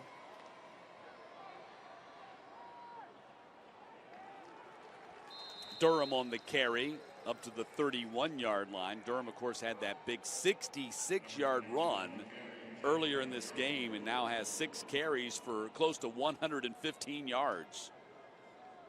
You feel like this is kind of a critical third down here for Alpharetta. You haven't had a stop, all day. Can you make a stop here and get the ball back to your offense that has actually started to find a little bit of rhythm? Big play here. 3rd down. That's Mitchell in motion behind the line and sets on the far side. They're going to throw it to him. Might be a double pass. It is. Mitchell going downfield, wide open and caught. This is going to be a long touchdown as Stinson catches it and scores. Is that a flag that's back there? Yeah, there's a flag sitting on the 34, and Julius Holly is waving him to come on back. In that situation, typically you might have an illegal man downfield, which could, or a hold. Oh, they're picking up the flag. They're picking up the flag, so the touchdown's going to stand. Wow, 27-10. My goodness. The double pass, Mitchell with the touchdown pass to Stinson. Well, from a double pass standpoint, that was about as textbook. That was clean. It was about as clean as those plays can get. I mean, that a lot of times they look awkward. That one looked picture perfect. My goodness, what a play design by Houston County. And now and we're going to have an offsides penalty on Alpharetta. But now that's going to be correct me if I'm wrong here, Matt, but I believe that's going to be 4 possessions, 4 touchdowns now for Houston County. Encroachment, defense, half the distance. Here's the replay. Look at this play. My, oh my. And the defense totally bamboozled by that. 69-yard scoring play, Mitchell to Stinson in your Breda Pest Management scoring recap. So now that they got the half the distance on the encroachment penalty, they're lining up to go for 2. Oh, that's interesting. And now they're going to call a timeout and think about it. But well, the distance is now cut in half. I like this idea. In fact, I do too. I like to see more coaches do it. I do too. I mean, if they're going to give you, free yardage, and clearly your offense is not exactly struggling today, why not just keep the foot on the gas? Here's Jeremy Edwards, the head coach of the Hoco Bears in his 3rd season after 15 seasons as an assistant coach all over the state. He actually came to Hoco after 3 seasons as the OC at county rival Warner Robins. That's not necessarily an easy move to make because those folks down there, when it comes to football, don't like each other very much. They're very friendly, except when it comes to football. So it's not an easy move from Warner Robins to Hoco. No, listen, football is king down in central Georgia. It really is all over the state, but Central Georgia, it's definitely on another level. Friday night football. And Houston County here now is going to have an opportunity here to do this 2-point try, which looks like they're going to have the tight end. Is that going to go back to Kirpus. This is what they do in these short yardage situations. Give it to their 220-pound tight end just to bull rush into the end zone. And it's now 29-10. That's almost unfair. I mean, that 2-point try, just unbelievable. That's a great utilization of your personnel. No, it really is. It's great. And you can see how well coached this Houston County unit is. You ever seen this? You ever seen that? You ever seen the Harlem Globetrotters live on TV? Well, now's your chance. For the first time in 40 years, the Harlem Globetrotters are showing off their skills right in your living room. Don't miss a little bit of this, a little bit of that, and don't miss whatever they call that move. The Harlem Globetrotters, live Sunday at 7, only on Atlanta's own Peachtree TV. Yeah, baby. Looking for a reason to try the new $5 meal deal at McDonald's? Here's 1, 2, 3, 4, and the price makes 5. That's everything you get with the new $5 meal deal at McDonald's. Thank you for watching Georgia High School Heroes presented by Ingalls. I'm Chris Bainbridge, and each week we're bringing you one of the best to ever play high school football in the great state of Georgia. This week, our athlete takes us to Athens and Athens High School. As a junior, Fran Tarkenton led his football team to the state championship in 1955. During his senior year at Athens High, he was named All-State, not only in football, but baseball and basketball as well. After graduation from high school, Tarkenton went on to UGA and led the Bulldogs to an SEC title. He went on to NFL fame primarily as the quarterback for the Minnesota Vikings. At the time of his retirement, Tarkenton owned every major quarterback record in professional football. He was inducted into the Pro Football Hall of Fame in 1986. Thank you for watching Georgia High School Heroes presented by Ingalls.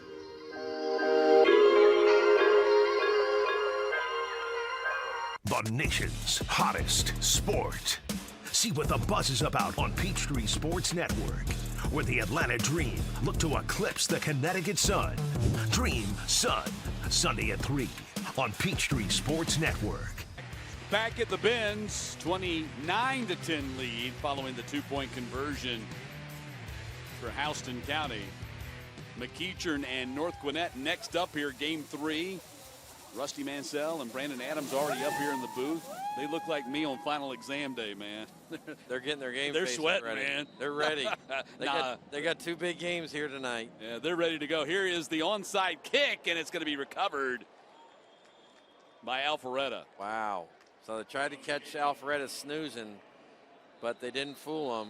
And I'll tell you this, number 24 really had to stand in there to get that football. It was either him nobody else, and he had to stand in there, and he took a good little lick there. Yeah, A.J. Farrar, who's the tight end, man, that's a strong play because you're exactly right. You're like you're jumping in the foxhole on top of the grenade right there. Oh, that was he had the whole unit coming after him, and he was kind of the lone Alpharetta Raider standing right there, and boy, oh boy, good for him to hang on to that football, but he definitely took a good little lick there, and he's kind of hobbling as he comes to the sideline. Yeah, because that thing would have been executed perfectly, and Hoko would have the ball right now. He jumped on that thing, and so Alpharetta takes over at their own 49-yard line, 1st and 10. You know, you like the element of surprise, but when it doesn't work, you gift the opponent with a short field. Yeah, and I think you know what they were looking for to do is obviously catch Alpharetta snoozing here, and obviously Houston County is looking to go ahead and try to put them away here now, here midway through the second quarter. But Alpharetta alertly paid attention and got the ball, and now they're at midfield. McRaney back in there at quarterback, and now a flag comes in from delay game. The back, yeah, 0 on the clock. So you know, and you kind of touched on that. Delay a game, offense. 5-yard penalty, 1st down. When you're playing 2 quarterbacks in the same game, you'll run a greater risk of those type things happening, in my opinion. No, I agree. You know, it's open yourself up to some of these pre-snap penalties, and it's hard. You got different cadence. You got, you know, different quarterbacks running in and out of the huddle, and you know there is our opportunities for some success, but it's also a big risk you're taking. McRaney airs it out, and Thomas Bird cannot run under it. Well, yeah, you're right. Obviously, they see the benefit of it, but there's the flip side. As is usually the case in any game, you know, there's going to be a flip side. There's the good, and then there's the bad of it. Yeah, and so here you go again. So they're taking McRaney out now. They're going to bring back in the starter Schletty, and it's going to be 2nd and 15. So ball is at the 44. And as we pointed out earlier, Schletty is more of the athletic guy. Not that he can't throw, but he's the better runner. And so that gives them that dimension. Going to hand off. And let's see, carry right there by Cole Walker. First time we've seen him carry the ball. And then we got a man down right there at the 46-yard line. Gives me a chance to tell you about the Breda Pest Sports ticker right there. Scores from last night. A lot of games impacted by the weather, including the game I was working last night. We did get it in after a 2-hour weather delay, the Buford-Milton game.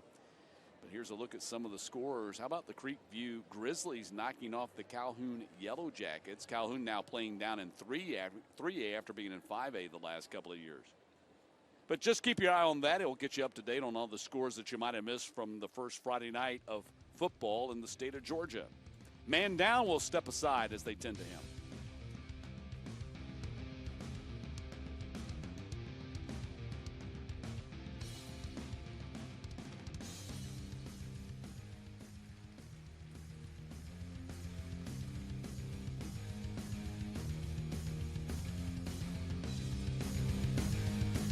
With Life Alert, one touch of a button can get you help fast. I've fallen and I can't get up. Don't worry, help is on the way.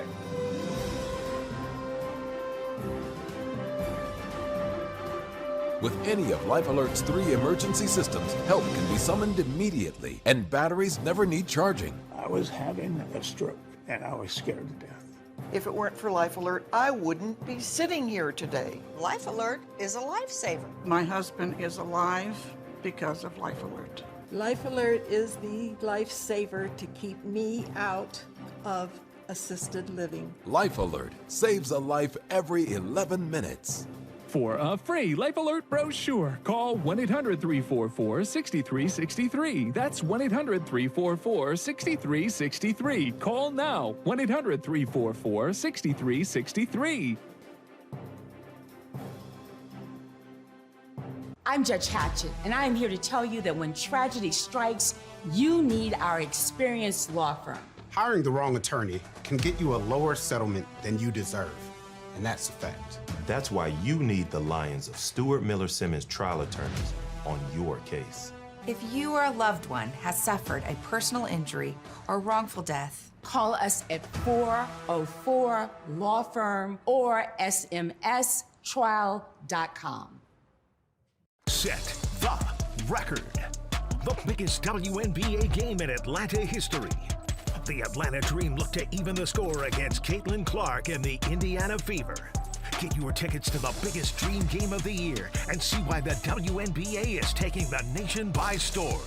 Don't be left out when State Farm sells out. Monday, August 26th. Grab the hottest ticket in town now at dream.wnba.com. Back to live action. Quinton Lett, the right guard, was assisted off the field, so hopefully he's able to get back in the game. But third down and long now coming out of the timeout. And Schletty's pass delivered downfield and caught at the 39-yard line. And that'll be good for a first down as they connect with Trey Harris. Nice throw by Schletty there. That's one of his better throws of the day that he's made so far. And that was a long 3rd and 12 play, and they picked up the first down. So Alpharetta is now into Houston County territory. 1st and 10 from the 39-yard line, under 8 minutes to play here in the first half. And again, Raiders going with the 2-quarterback system here in this game today. Handoff goes to Cole Walker again. Second carry for Cole Walker today, and he gives him a little bit of a jolt there. That's been the best running back. Good run. Yeah, 8-yard pickup. Really good run. So second and 2, they're staying with Schletty in there right now as the quarterback, and that's something. Well, now as soon as I said that, he's going to jog to the sideline, and out comes McRaney. McRaney 4 of 7 for 82 yards here in the first half. Schletty is 4 of 6 for 55. And Schletty also has a rushing touchdown. 2nd down and 2. McRaney being chased out of the pocket by Ard and gets rid of it. Good play. Good play by the QB there. Nothing was there.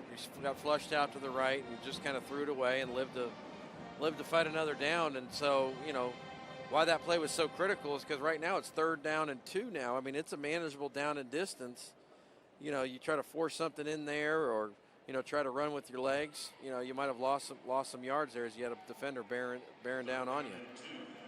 Schletty back in there on the 3rd and 2, so kind of fitting into what we've seen them do offensively on these 3rd and shorts. Put the quarterback who's got the legs back in there. There's Cole Walker, stops and gets to the outside and gets the first down of flags. I mean, 4 flags come out all over the place, so everybody on the field saw it. Block in the back, and that was pretty textbook, which will back behind the line. We're gonna go from the previous.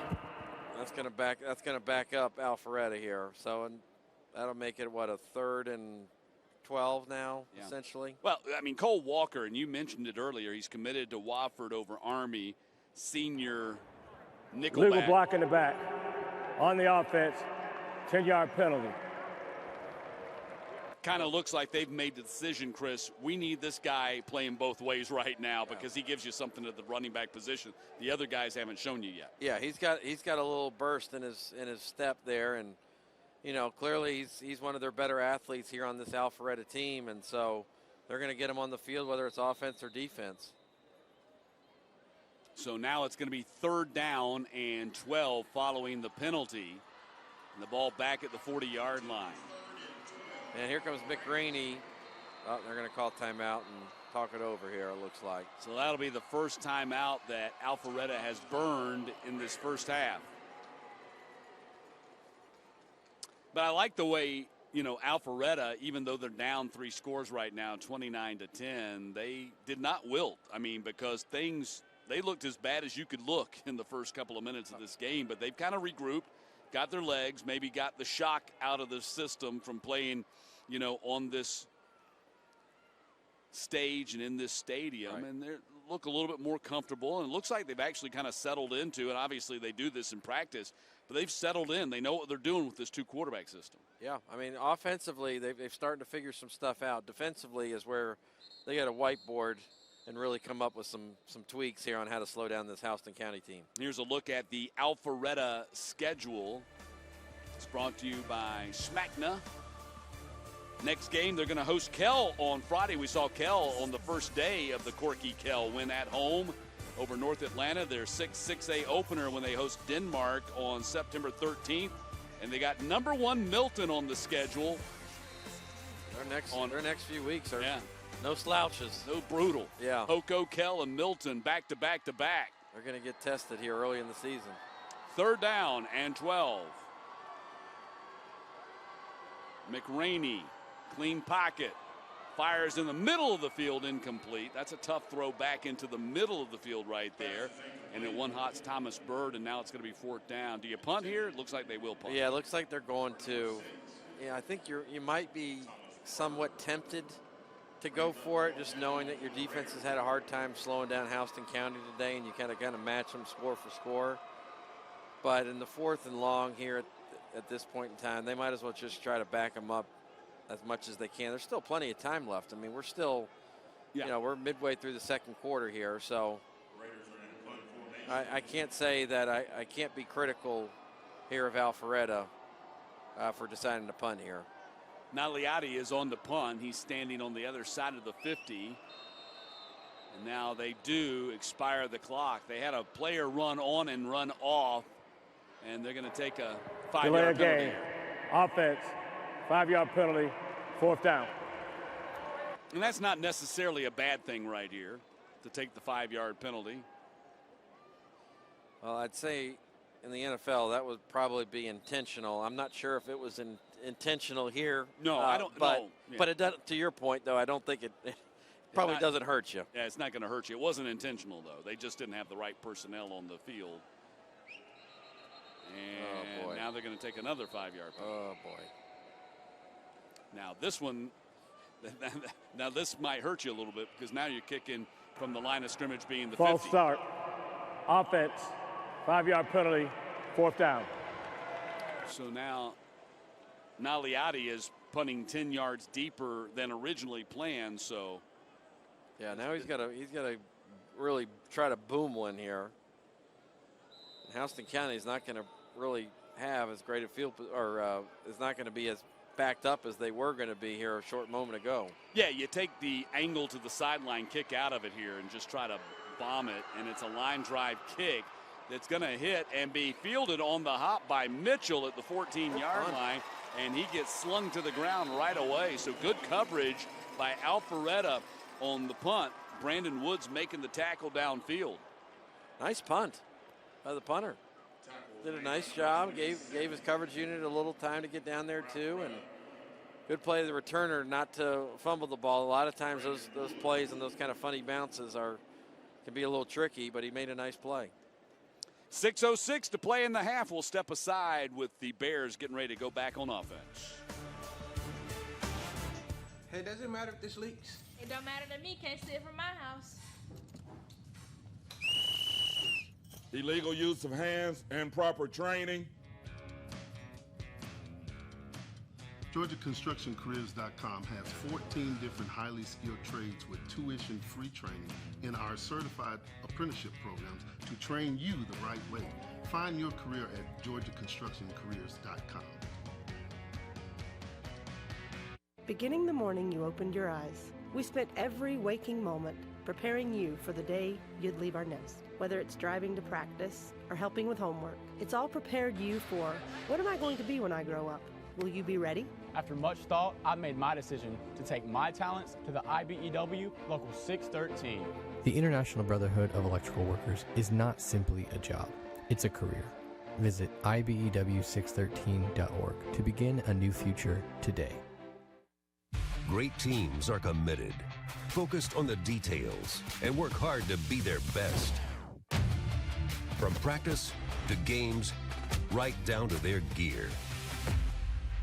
Your field is a critical part of the game that allows your athletes to showcase their athletic abilities.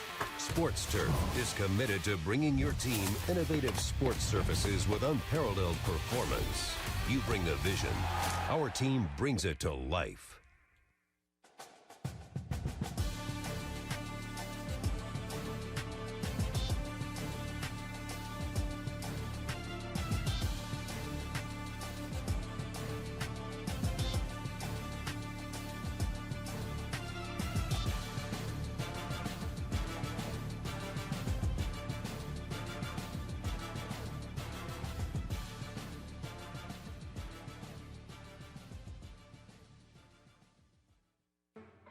I just enjoy working with my hands.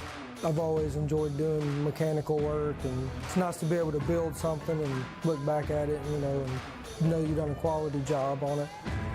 At the end of the project, you're able to see what you have put in as far as the jobs are concerned. We know what's being put in the right way the first time. And through the apprenticeship, you get the training to do a quality job.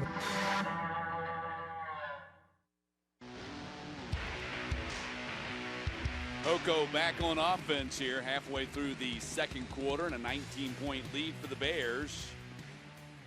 All right, Alpharetta D, you got to stand up here now and do something different here to try to slow these guys down. Hill connects with Mitchell out on the flats, and Mitchell turns on the burners, cuts back across the field.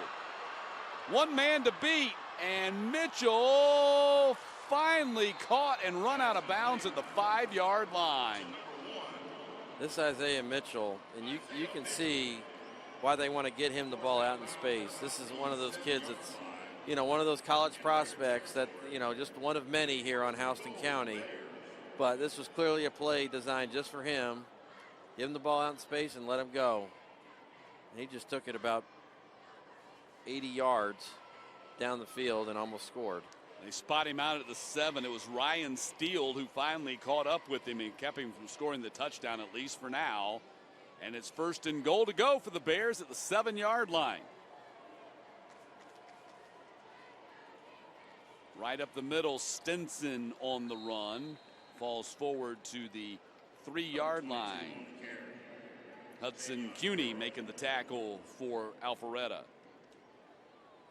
Well, they got it down here in the red zone. This IBEW Local 13 red zone. They have not had any issues whatsoever punching it in here once they get down here today. This would make them 5 for 5, I believe, on touchdowns in possession, the 5 possessions that they have if they score here. The Bears have already rolled up 307 yards of offense, and we're halfway through the second quarter. Hill fires, touchdown, Hoko. Goodness. Wow. Making it look easy. Well, I'll tell you this. How satisfying must it be for this coaching staff and these kids to start your season with your first 5 possessions, you go down and score 5 touchdowns.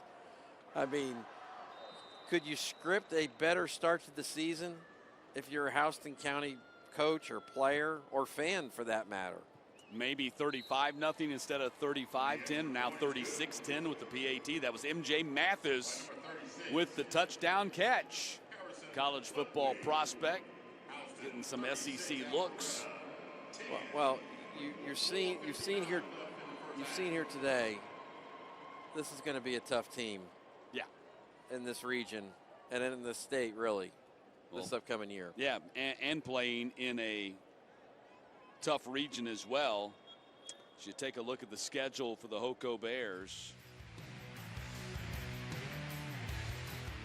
Got Perry defending 4A state champions on the road coming up in 2 weeks. Then Warner Robins, arch rivals, team that's dominating. I've got them in my top 5 in the preseason 5A top 10. Northside Warner Robins, always big. Coffee, a defending state champion in 5A. Lee County with Croma at running back, maybe the top running back prospect in the entire state. And traditional state championship contender to wrap up the season. It is a difficult schedule. Yeah, there's definitely some formidable opponents there. Effingham County, though, I'll tell you, they're probably watching this game going, boy, oh boy, we're going to have our hands full next week with these guys. Yeah, and Effingham County led by John Ford, the former Roswell coach, who led the Hornets to back-to-back state championship appearances when he was at Roswell, went to Beaufort, and now at Effingham County. Well, they'll be ready. They're a well-coached group down there. They'll be ready for these guys, but they are absolutely going to have their hands full, especially on defense, trying to stop this Houston County team. You know, not to mention, I mean, the quarterback is one thing, but they got playmakers at all levels, running back, receivers, tight end. Their O-line is solid. I mean, they don't have a weakness on that offensive side of the ball. So 1st down and 10. Ball is at the 35-yard line as Alpharetta goes back on offense. Schletty in there at quarterback. No, McRaney in there at quarterback, and that's a long throw, perhaps a little bit too long for him right there, trying to connect with Kevin Lipscomb for the first time. So, Matt, how do you think Alpharetta plays this now? I mean, it's still second quarter. I mean, we still got a lot of game left, but you're down 26 points.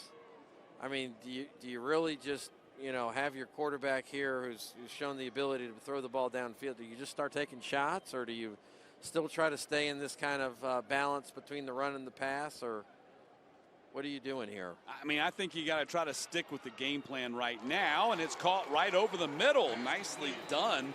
A.J. Farrar, who we saw jump on that onside kick attempt a few moments ago, gets his first catch of the game at the 45-yard line. Yeah, I mean, it's still too early. Even though you're down 36-10, I think it's still too early to abandon the game plan, and I'll explain why I think that in just a moment here on 1st and 10 coming up.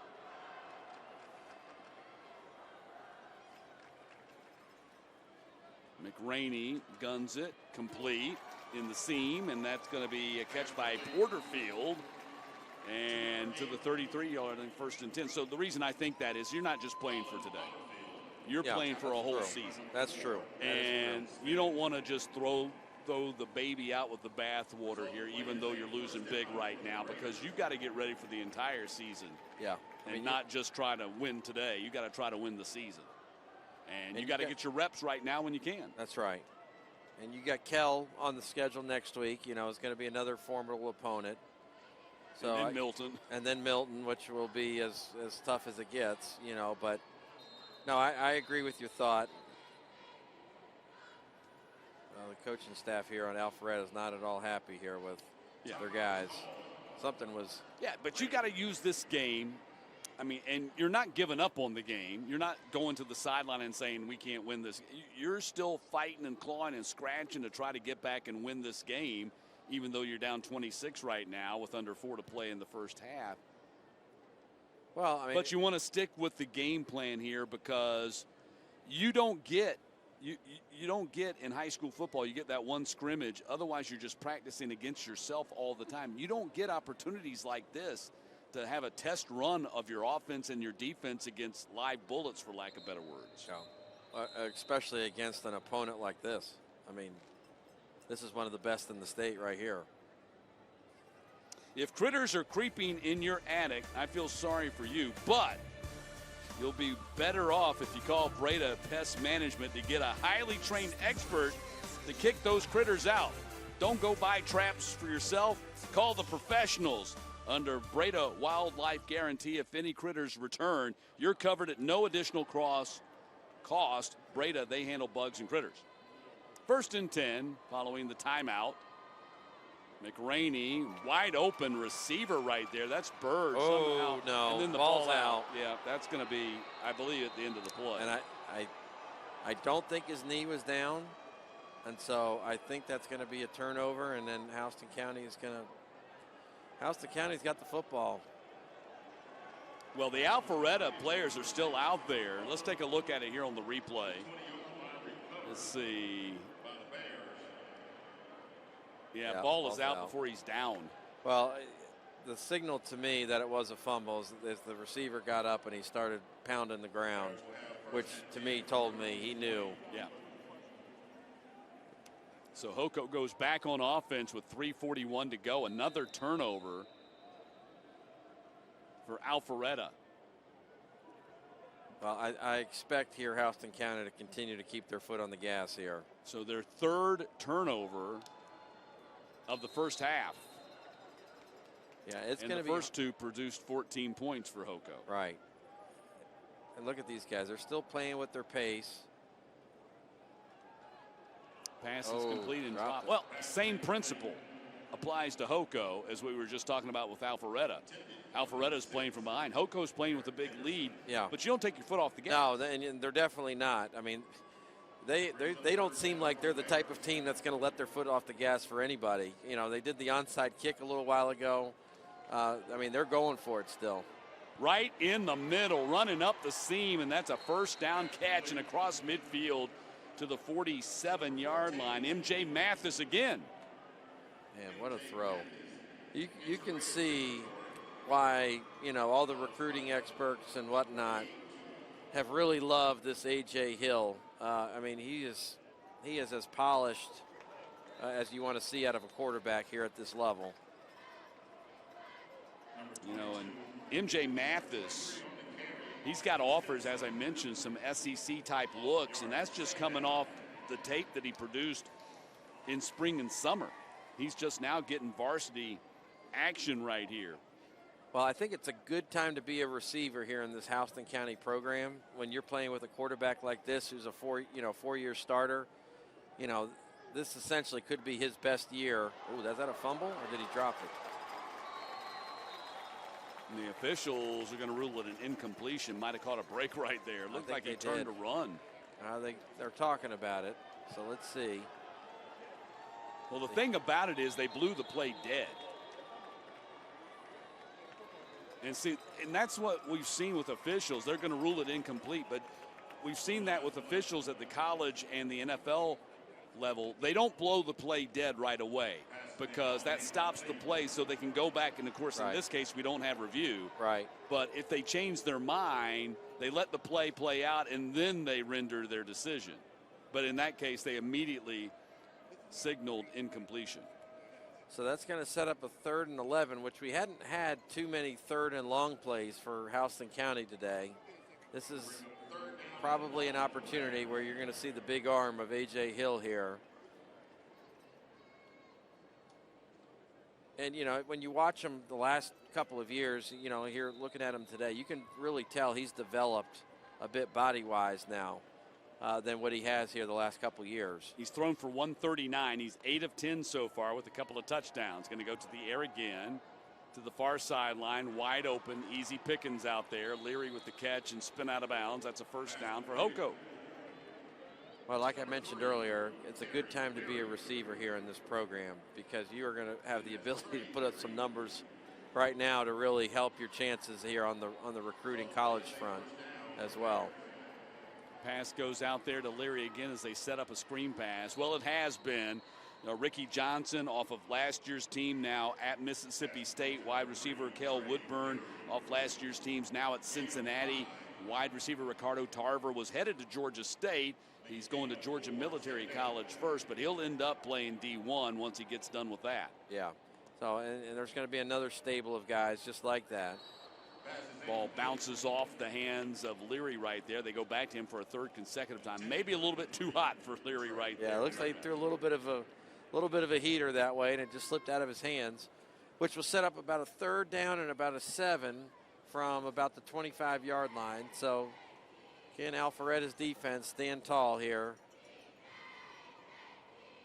which they haven't been able to do too many times here this afternoon.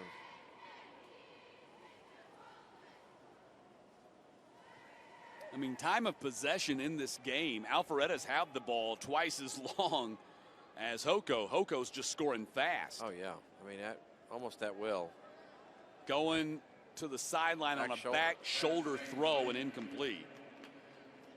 Yeah, they were trying that back shoulder, and it looked like that the timing of the play, they were just kind of off here, and the receiver looked like he might have had a little hard time getting off the line of scrimmage, which kind of threw off the timing of the play, which is going to set up a 4th down and 6, and it looks like they're going to leave the offense out there, not bring on the kicking unit. And so the line of gain is the 19. That's where they got to get to keep this thing going late in this 2nd quarter. That's Kerpus in motion behind the line, going to sprint out and set up wide.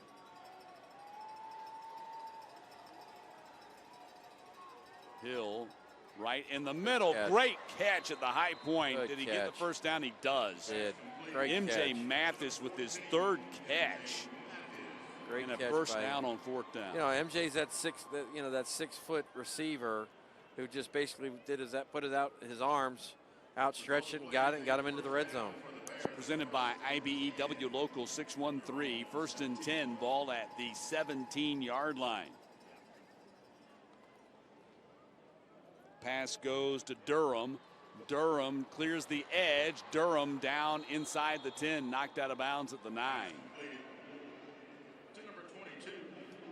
Going back to Mathis, and we talked about the offers that he's gotten has come just from spring and summer tape. When they camped at Georgia, Georgia pulled him aside and wanted to give him a private workout. That shows you how highly they regarded him. That's another catch by Mathis right there. Mathis, who got in this game not initially. That's his 4th catch. Well, where did they see the tape here from the first game of the regular season this year? Yeah, no doubt. And I'm sure he's going to get some more opportunities here the next couple of weeks, too. He's going to have a really impressive tape when it's all said and done this season. Durham on the run. And the other thing that's really impressive about Hoko is they keep playing at pace. They play at a high pace. I mean, they don't huddle. You know, they kind of do this, you know, this fast-moving style of offense.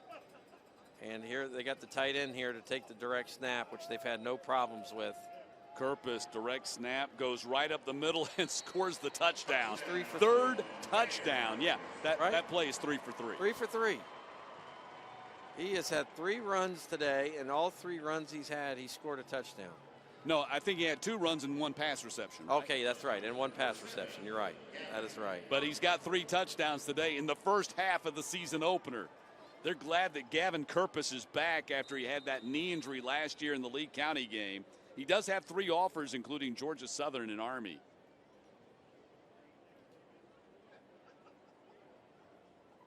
And the kick is up and good, and it is 43-10.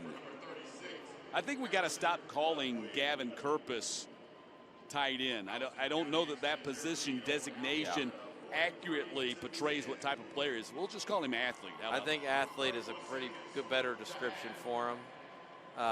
You know, he's got some size to him. He's definitely got some athleticism, but I don't know if I would put him as a tight end or call him a tight end based on how he looks and how they utilized him. So 31 seconds here. If you're Alpharetta, you're down 33 points. Are you taking some shots here with 33 seconds left, or are you sitting on it and going to the half? If you're asking me, now if we're asking Coach Curvin, I don't know, but if you're asking me, I'm taking a knee and getting to the locker room. Yeah, I think at this point that might be the right decision to do here, but we'll see what Coach Curvin wants to do here. Here they huddle up and see if they try something different on the kickoff. A couple of times they tried an onside, and one time they tried a pooch. So we'll see how they approach it right here with Ludwig, their kicker, the sophomore. They're going to kick it coming down at about the 20-yard line. And return up to about the 29-yard line by Cam Jones. And so with 25 seconds, we won't have to wait much longer for the drama. We'll find out exactly what they're getting ready to do. They do have 1 timeout remaining. Well, one thing we haven't talked about today is this offensive coordinator that Alpharetta has, Ben Grubbs, the former NFL offensive lineman. Auburn Tiger. Was a really good NFL player, but he's now taken over this offense as the coordinator. Has done a really good job. I mean, the offense today is actually they've done some things. They've moved the ball. It's just defensively they haven't been able to stop or slow down this Houston County team. So they're going to hand off and pick up about 8 yards on the carry right there by Henderson. And Braden Henderson, the freshman, first varsity start, they're really high on this guy. They believe he's going to be a next level kind of guy for them. And that might have been the final play of the first half. And it was. So impressive first half for Houston County. Bears with a 43-10 lead after 2 quarters of play. And they have rolled up 394 yards. Oh, wow. A game's total in the first 2 quarters of this game. Wow is right. Impressive. Halftime here at the Benz. The halftime show with Kaylee Mansell is coming up next.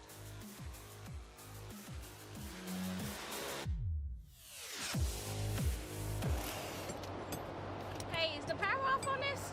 I don't know. Just take it off. safety violation, unsafe work conditions.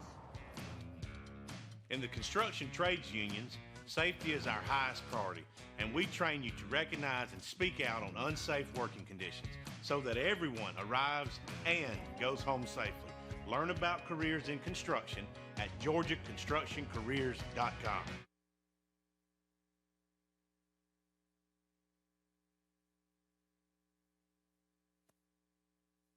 What happens after you graduate?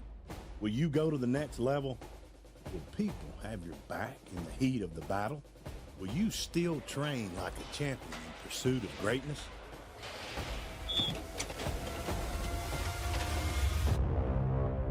You will when you become an IBEW electrician.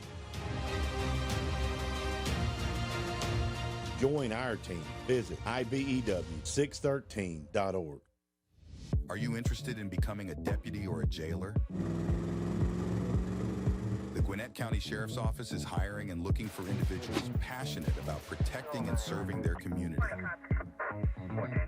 If you are 18 years or older, join our team by visiting gogcso.com for more information.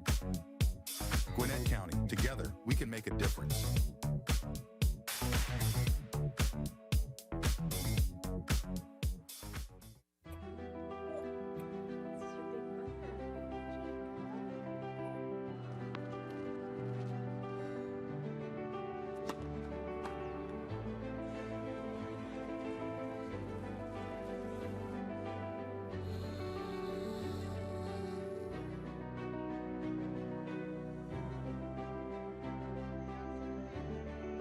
For a healthier future together, look to Northside Hospital.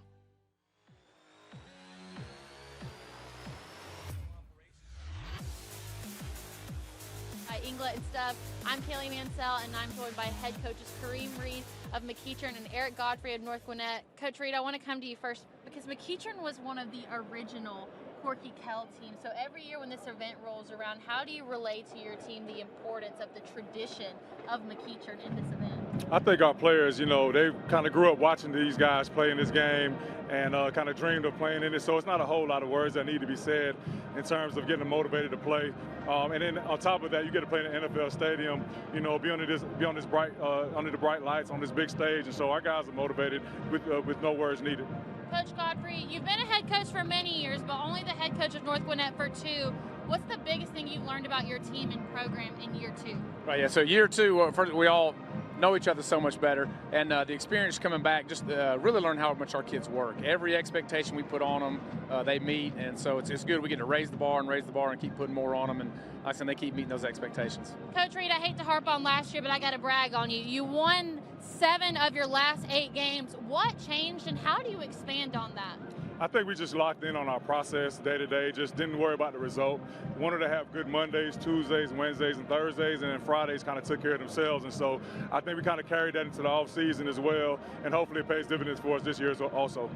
So alongside your name, we're also going to be hearing your son's name out there on the field. What is it like coaching your son? I have to ask. Right, it really is a blast. It's awesome, and it's stressful at the same time. Ben's here last year, his first game.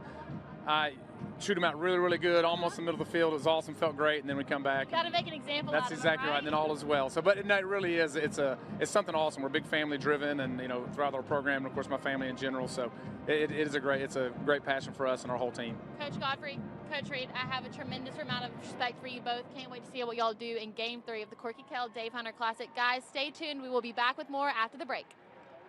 Amazing job, guys. Thank you. Sweetheart, please don't forget to wear your seatbelt. I got it, Mom. It's a really nice day, living in the right space. Breathing your breath, got me feeling some kind of way.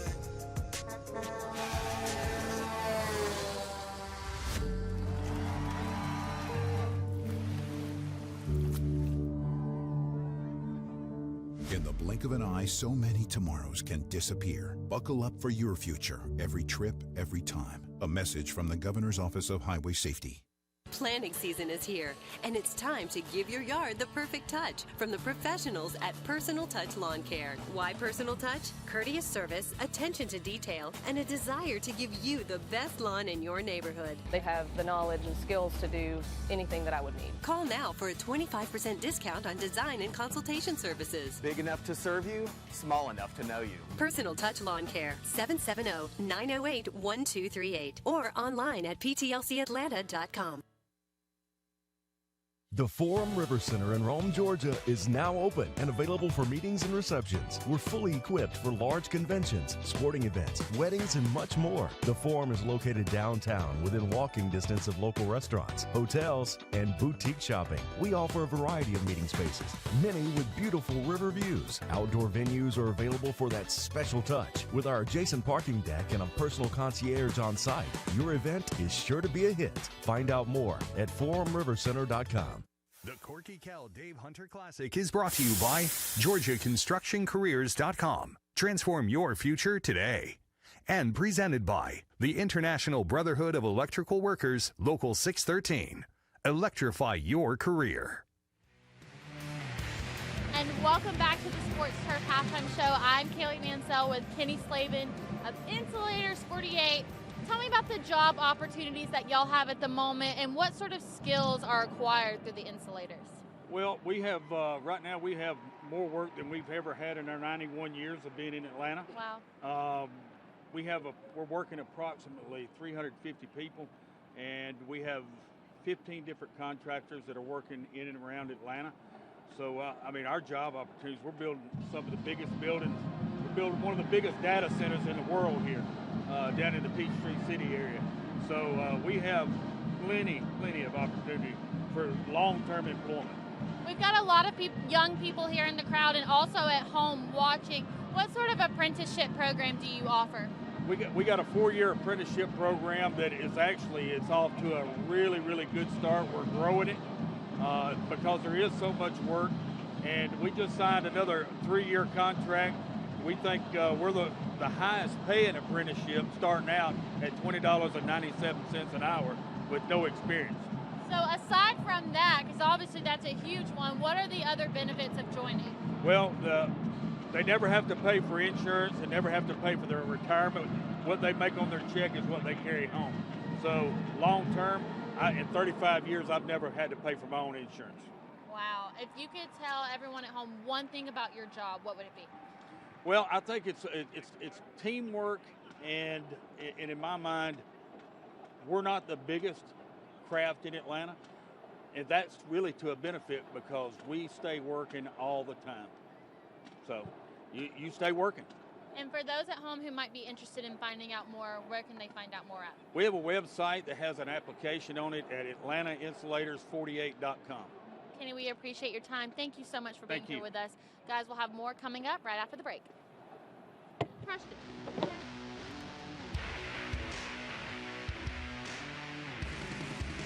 The nation's hottest sport. See what the buzz is about on Peachtree Sports Network, where the Atlanta Dream look to eclipse the Connecticut Sun. Dream Sun, Sunday at 3 on Peachtree Sports Network.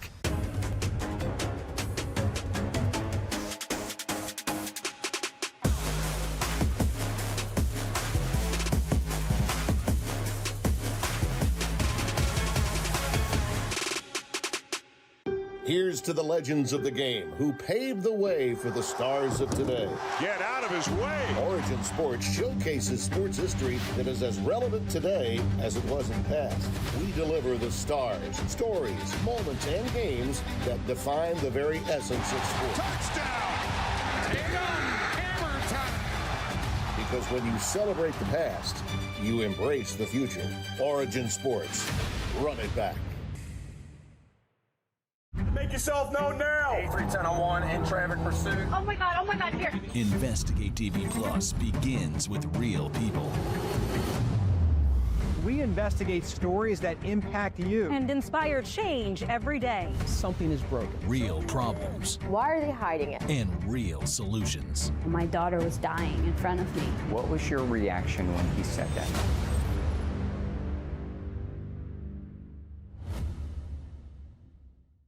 Hi, I'm Peyton Manning, and I'm partnering with the American Red Cross this year to tackle blood shortages. Giving blood's important because every 2 seconds, someone actually needs blood, and unfortunately, only like 3% of the U.S. population donates. So we have to step up to give and to make sure there's plenty of blood available for those in need. Visit redcrossblood.org to get in the game and make an appointment to give. You ever seen this? You ever seen that? You ever seen the Harlem Globetrotters live on TV? Well, now's your chance. For the first time in 40 years, the Harlem Globetrotters are showing off their skills right in your living room. Don't miss a little bit of this, a little bit of that, and don't miss whatever they call that move. The Harlem Globetrotters, live Sunday at 7, only on Atlanta's own Peachtree TV. Yeah, baby. And welcome back to our halftime show brought to you by Sports Turf. It is time for our halftime guest presented by the Georgia Army National Guard. I'm here with Brigadier General Ted Scott III. You guys have been a longtime partner of high school sports, as long as I've been in this business. Why is the relationship with high school sports so important for you? Well, a lot of the critical success factors that drive success in high school sports translate extremely well to military service. Within the Georgia Army National Guard, we pride ourselves on engaging with our local communities because we are citizen soldiers. I wear the uniform, but I'm also a civilian, so we absolutely pride ourselves in engaging and supporting the communities in which we live and serve. I think a lot of people are familiar with the GI Bill that helps service members pay for school. Does the National Guard have something similar to that? So the GI Bill is a federal program. We also have state programs. So, for example, if you join the Georgia Army National Guard and you go to any Georgia state school, institution, university, technical school, your tuition is 100% covered. We also have a number of different scholarships to help offset costs for room and board. As well as once you graduate from school, we have what I call the Guard Network. So you have this expansive network to actually help you facilitate getting civilian jobs, making networks into other industries and whatnot. So it's an incredible network. When you're out recruiting, what are the primary characteristics that you're looking for in a potential recruit? So physically fit, college bound, mentally fit, resilient. Someone who's got the fire and ability to do more and be more. Again, because as it translates to high school sports, those same traits that make a phenomenal athlete also make a phenomenal soldier. And for those at home who might be interested in finding out more about the National Guard, where can they look at it at? So they can go to www.nationalguard/Georgia or nationalguard.com/Georgia or call 1-800-GO-GUARD and you'll be connected with your local recruiter. Well, we thank you for your service. We thank you for your partnership. Always a pleasure. Thank you very much. A pleasure being here. All right, guys, we'll have more coming up right after this.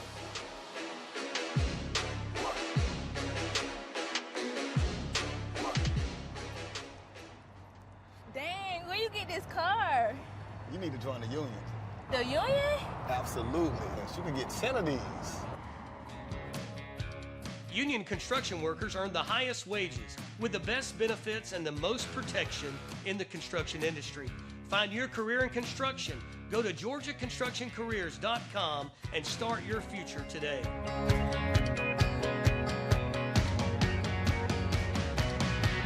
Beginning the morning you opened your eyes, we spent every waking moment preparing you for the day you'd leave our nest. Whether it's driving to practice or helping with homework, it's all prepared you for, what am I going to be when I grow up? Will you be ready? After much thought, I made my decision to take my talents to the IBEW Local 613. The International Brotherhood of Electrical Workers is not simply a job, it's a career. Visit IBEW613.org to begin a new future today. Great teams are committed, focused on the details, and work hard to be their best. From practice to games, right down to their gear. Your field is a critical part of the game that allows your athletes to showcase their athletic abilities. Sports Turf is committed to bringing your team innovative sports surfaces with unparalleled performance. You bring the vision. Our team brings it to life. Mechanical contractors in Georgia need workers that are highly skilled and reliable to maintain quality and efficiency in their projects.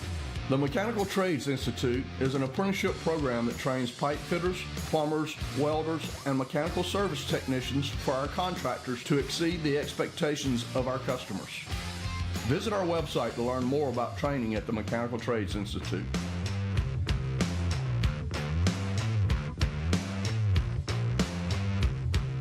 The GeorgiaConstructionCareers.com Corky, Kell, Dave Hunter Classic is sponsored by Georgia's Rome, where the rivers meet and the mountains begin. The Governor's Office of Highway Safety. Seatbelts save lives. The Governor's Office of Highway Safety reminds you to buckle up before every trip. The Georgia Elite Classic, Georgia's largest all-star games.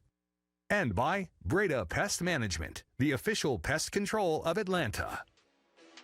And welcome back to the halftime show brought to you by Sports Turf. I'm Kaylee Mansell with Sean Cody and Jacob Blackwell of the Ironworkers. Sean, I'll come to you first. A lot of young people here in the crowd, a lot of young people watching at home. What sort of apprenticeship opportunities do you offer? We have a 4-year apprenticeship. Within the apprenticeship, you're going to go to work daily and go to class 1 week every 4 months. And it's 40 hours in the seat, anywhere from window-wall, curtain-wall construction, reinforcing, miscellaneous and ornamental, and including welding. Over 42 certifications we offer in welding. Sean, Jacob, do you need any sort of experience or knowledge of the craft to join? No, zero anything you don't need.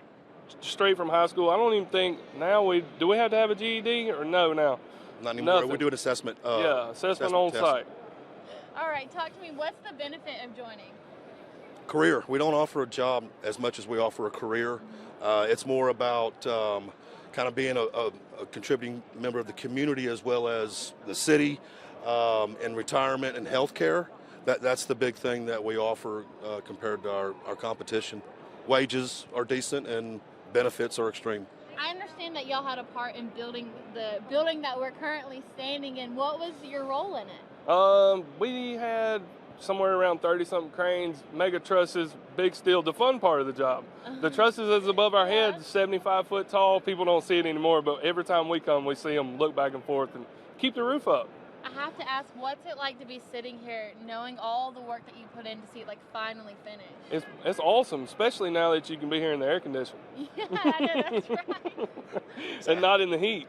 Yeah, it was August when we built this, so it's pretty hot. If there's anything, or if anybody at home is interested in finding out more, where can they find out more at? Ironworkers387.com. Well, guys, thank you so much for joining us. Thank you for allowing us to be here in this building that y'all built. It's really awesome. We love it. Thank you for being here.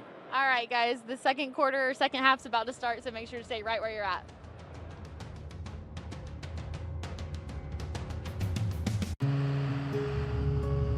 Sometimes it's the little victories that mean the most.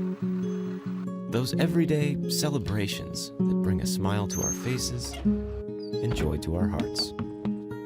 At Ingalls, we know there's no one you'd rather share those miniature memorable moments with than family. Ingalls, all the ingredients for family.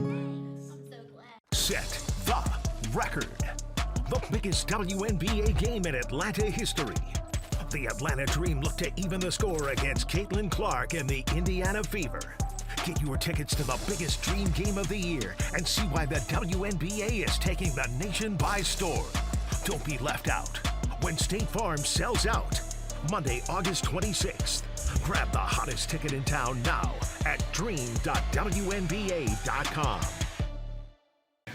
Okay, going back to one. This industry is my life. The Georgia film industry feeds my children, and it feeds my dreams, which are two very important things. The film community is a real vital ecosystem. You can make a living in it in an incredible town. Real jobs, real impact. Support Georgia Films. Visit whygeorgia.com. Oh my gosh!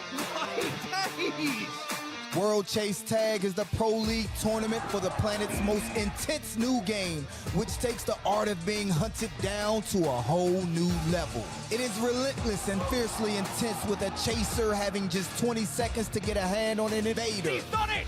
He has done it! And there's only one rule. Don't get caught. Tuesdays at 7 on Peachtree Sports Network. Welcome back to Mercedes-Benz Stadium. Matt Stewart along with Chris Millman, and we get ready for the start of the second half. And thanks to Kaylee Mansell and the halftime show. And a whopping 43-10 lead for Houston County right now, as they have a 33-point advantage on Alpharetta. Let's take a look back at the first half highlights. And we started the game with our honorary captains there for the opening toss, as we always do here at the Corky Kell Dave Hunter Classic. So stand by. We'll get to those replay highlights here in just a moment. That's something they always do here, the honorary captains at the Corky Kell Dave Hunter Classic on Saturday at Mercedes-Benz. And here's a look at those first half highlights as Alpharetta goes through their calisthenics and warm-ups to get ready for the start of the third quarter. And started poorly for Alpharetta. The fumble on their opening snap, and Houston County already had the lead at that point. Highlights brought to you by Mechanical Trade Institute, and the touchdown run by Durham of 23 yards. He knew it right there. He saw daylight. And a big half for Hill. There's another look at the touchdown run right up the middle by Durham, who had 7 carries for 116 yards in that first half, including a 66-yard touchdown run. You got the field goal by Thomas right there at the end of the first quarter. And here's that 66-yard run by Durham to set up their next touchdown. He showed a couple of times today. He's got the ability to have that breakaway speed. He did get caught on that one, but you know, he's had a couple of big runs here in this game. And then Alpharetta with Schletty in there at quarterback. That's their one touchdown on the day. Yeah, and we've seen it a couple times from today. Schletty kind of using his feet there to kind of try to move the chains, and he's done a good job of that. A.J. Hill, big first half, 210 yards passing. This is the double pass, This is the play of the half, if you ask me. Mitchell got it out there to Stinson for the long touchdown. And one thing, we didn't mention it earlier, but Stinson's that track superstar, so clearly this was a play designed to him to just kind of get the ball out in space and just let him take off, and throw was on the money, and he just took it to the house. And then Kerpis scored 3 touchdowns in that first half. 2 out of the Wildcat, also had a touchdown reception as well. And I think at this point, the Alpharetta defense knows what's happening, and they still couldn't stop them. So Kerpis with those 3 touchdowns, and a big first half for Houston County, 43-10. And remember, of course, if they carry a 30-point-plus lead into the fourth quarter, we'll play with a running clock. So Alpharetta needs to try to avoid that here in this third quarter as they try to get back in the game. Well, if they want to get back in the game, clearly it's got to start with their defense. Their defense has not been able to stop Houston County at all today, and by no stretch of the imagination have they been able to throw anything at Houston County that's confused them or got them off their rocker here. Houston County's been able to do what they want when they want it. So getting ready for the start of this third quarter. And Alpharetta will be receiving to start this ball game.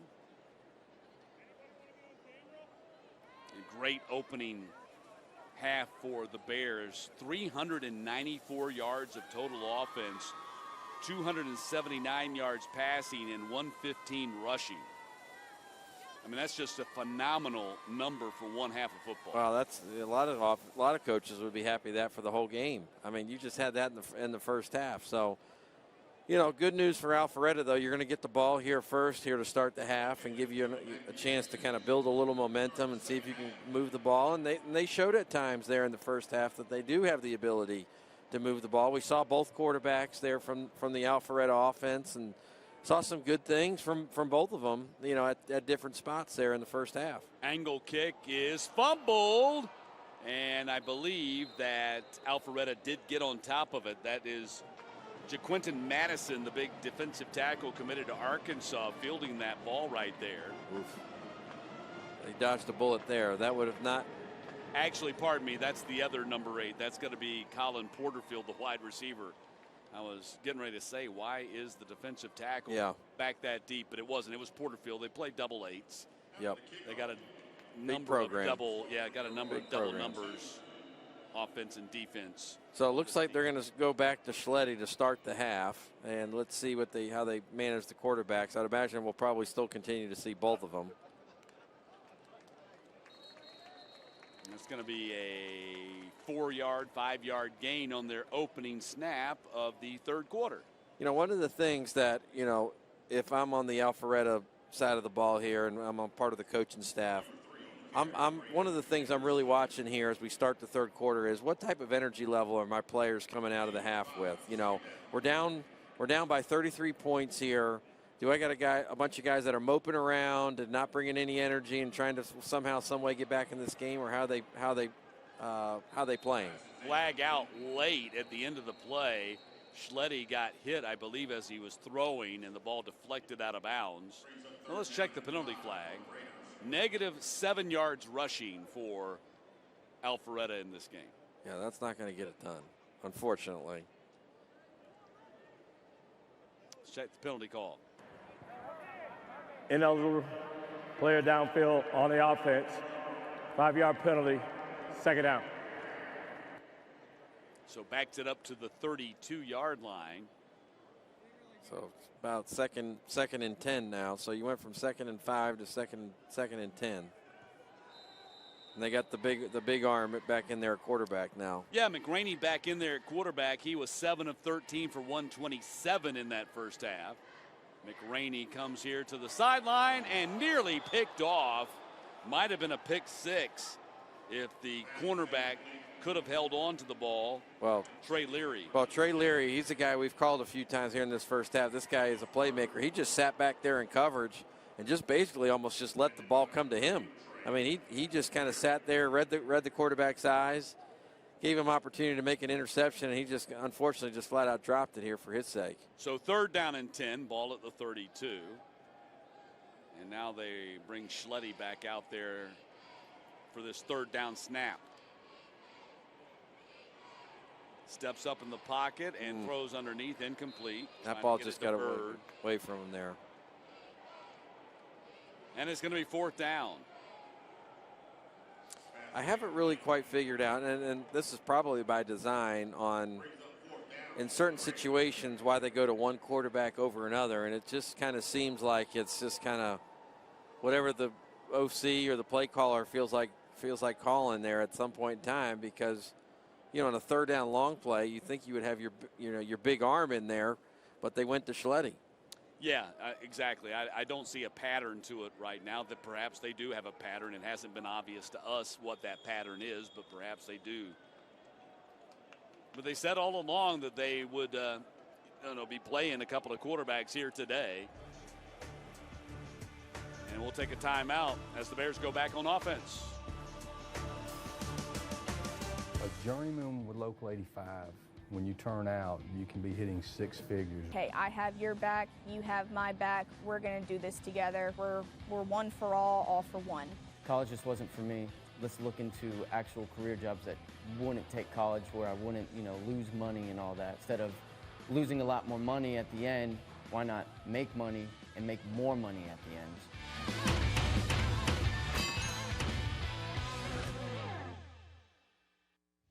Are you interested in becoming a deputy or a jailer? The Gwinnett County Sheriff's Office is hiring and looking for individuals passionate about protecting and serving their community.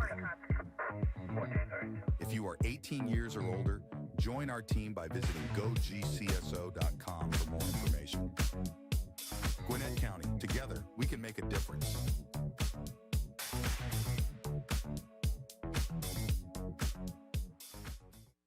The Georgia Sheet Metal JETC provides apprentices with free training and careers that are stable and essential to the operation of the modern world. Both craft jobs and management positions offer lucrative pay with benefits as well as the stability of a growing industry. Skilled journeymen in the sheet metal industry are essential to our community now and in the future. Learn more about free technical training with no student debt at our website, careersinsheetmetal.com.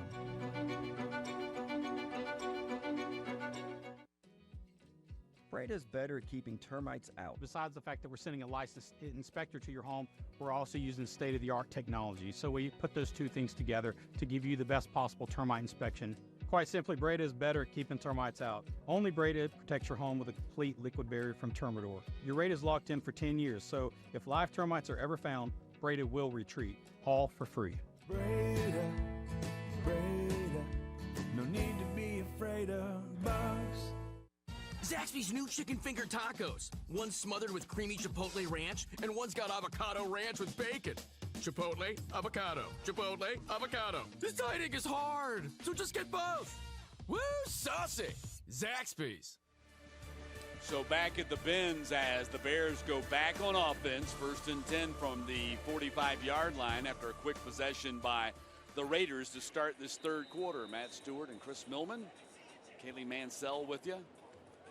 Got 2 more games to come. That's a sideways pass to Mitchell, and Mitchell is going to get about 6 on the play across the 50 to the 49. Well, I was wondering here, I mean, again, understand it's early in the second half, is how long are they going to keep AJ, the quarterback, in there, or give their opportunity here to their second guy here to get some reps and whatnot. But it looks like they want to kind of keep the foot on the gas here a little bit longer and taking a deep shot. What a pass from Hill. That is a thing of beauty right there as he drops it right in the breadbasket inside the 5-yard line to Derek Henderson. Unbelievable. I mean, that was a strike. That's a missile strike right there. I mean, that could you ask for a more perfect pass? They're in the red zone presented by IBEW Local 613. That was a tactical strike.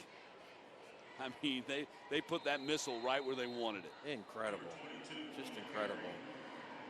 How can you not be impressed with not just him today, but Houston County in general?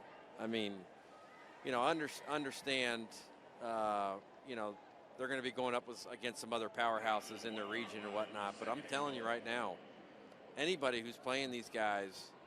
And Kerpis scores his 4th touchdown of the day. Anybody who's playing these guys, you have to be impressed with what you've seen. And they're going to see it when they watch the tape. This team's got playmakers all over the place. How about the day for Gavin Kerpis? 4 touchdowns today, 3 out of the Wildcat quarterback, and a touchdown reception as well. Welcome back to the starting lineup, Gavin Kerpis. When you watch him play, I know he's got an offer from Army, but he looks like the kind of player that Army would have on their team. No doubt. He fits the kind of prototype. He's also got an offer from Georgia Southern, which is not too far from home, right down the road in Statesboro, and I'm sure Clay Helton would be happy to have him on board. But 4 touchdowns for Kerpis today, and it is now a 50-10 lead for Houston County. Well, we were hoping that Alpharetta was going to pull out all the tricks out of the hat here for their defensively to try to stop them and slow them down, but they certainly didn't do that on that first drive. No matter the season, no matter your pest issue, Breda Pest Management will protect your home inside and out from bugs, termites, wildlife, and mosquitoes. Breda is proud to sponsor Georgia High School Athletics. Get started at BredaPest.com. So a 40-point lead for Houston County, just barely 2 minutes into this third quarter.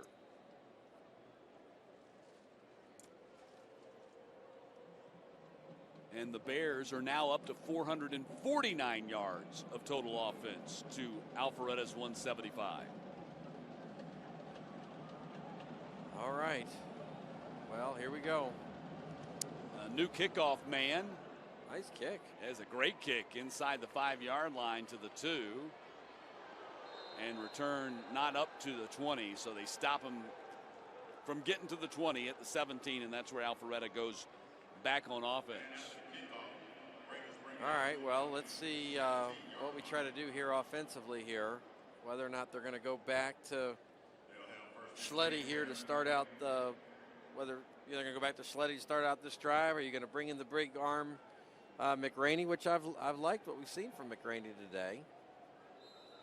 But it looks like they're going back to the sophomore Schletty. Yeah, I think they stay with this. I mean, if this is going to be the game plan for the season, or if you're using this game as your test to figure out who is going to be the guy this season, then I think you stick with this. Schletty slings it downfield, incomplete, well behind the intended receiver, Kevin Lipscomb. Well, and it looks like here from a Houston County standpoint, you kind of wonder too, when you get in this point in the game when you're up 40 in the third quarter, how much of your depth are you trying to get some playing time, and how much are you going to let the first team continue to stay in there? And it looks like right now they got a little bit of a mix, but with a lot of the starting group still in there. Schletty avoids the rush, now going to run it. And a flag out, probably have a holding coming up here as Schletty is dropped at the 20-yard line. Number 5 on the carry. Let's check the penalty. It looked like it's usually in the vicinity of a holding.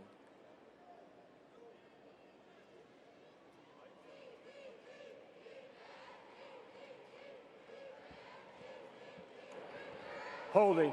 Offense. Half the distance. Second down. That's going to back him up, Matt. Going to put the ball inside the 10-yard line at the 9, 8.5. We're going to make the change now back to the quarterback again. We're going back to McRaney. 2nd and 18. I guess they want to have his big arm come in and see if they can get something downfield. Go empty backfield here.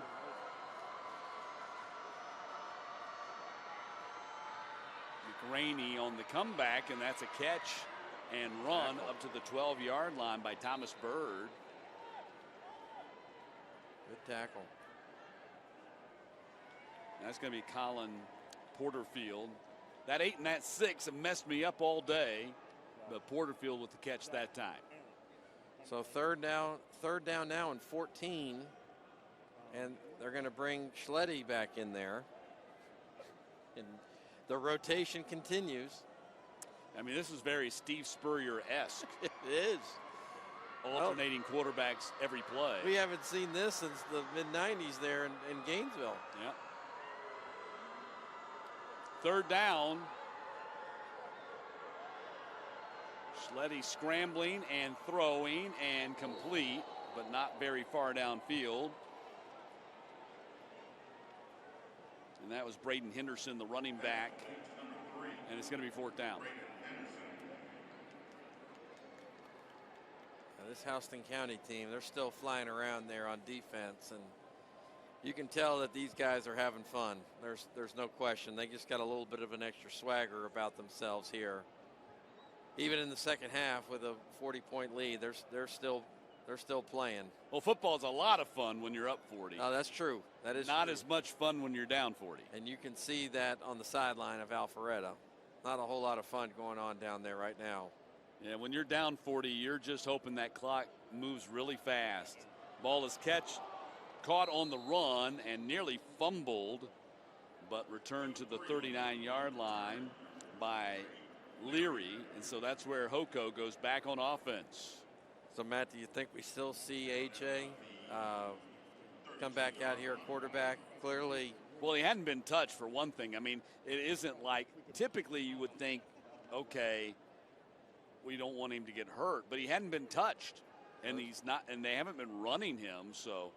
Well, he's back in there, so we're going to continue to get a chance to see him. So I know it.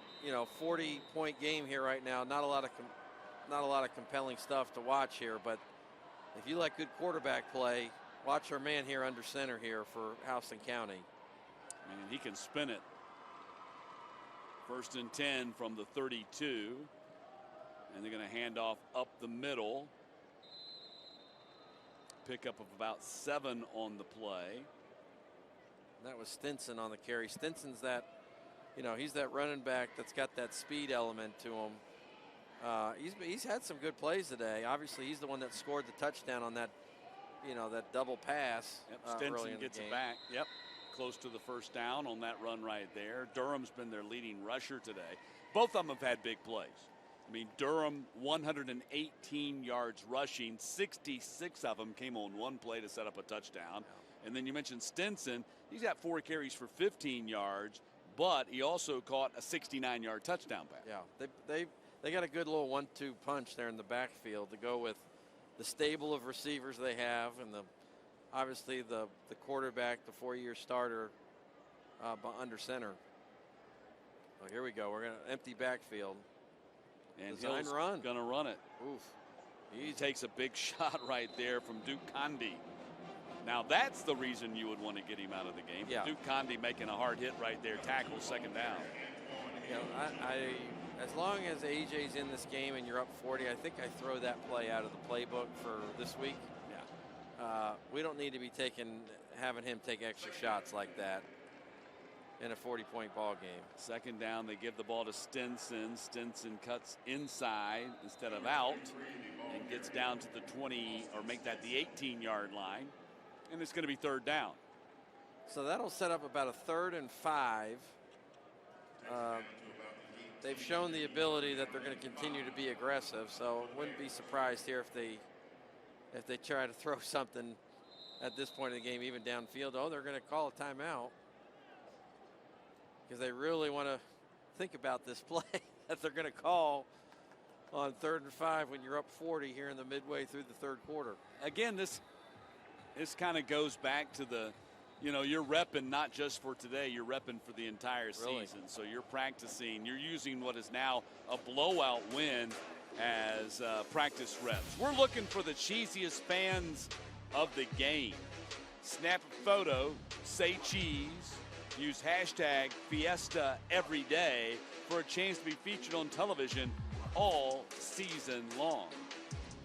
Well, I have blasted through 1 case of Gordo's cheese dip, and I got 1 more left at home. I might be tackling that tonight. It's hard to beat Gordo's cheese dip. Well, we got a couple of good games up, game 3 and game 4. Yeah. In particular, this next one between McEachern and North Gwinnett.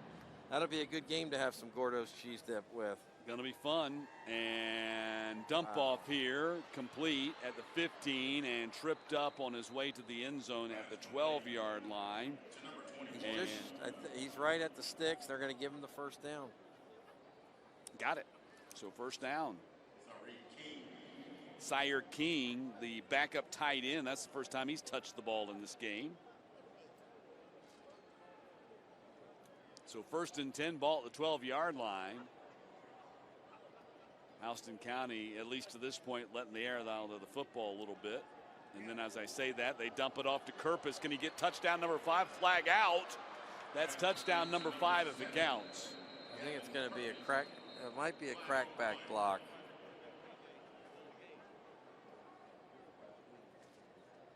Well, I think there's a good chance that's going to come back.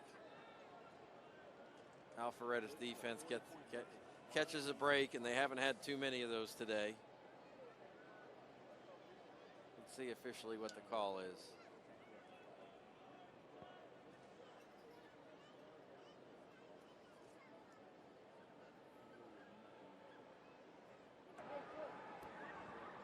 Illegal blindside block. Offense, 15-yard penalty, 1st down. Well, whoever did that, they just cost Gavin Kerpus a 5th touchdown today. Yeah. Well, you can guarantee, though, if they get that ball down there near the goal line, who they're going to go to. And that's their touchdown man. I mean, he's going to score more touchdowns today than some fellows score an entire season. Oh, yeah. Right down the sideline. That's MJ Mathis. Love what we're seeing out of MJ Mathis. As I said in the first half, they camped at Georgia during the summer, and Georgia gave him a private workout. Well, wide receivers this year, not quite as big as the ones they've had in the past, but they are equally as productive. I think they'll be even better. Oh, we got a ball hit the ground. Might have a fumble. Looked like the running back got stripped on the play. Alpharetta says they have it. And then Houston County says they have it. Let's see. What's important is what do the officials say. It looks like the officials say that Hoko has it. They sure do. Yep.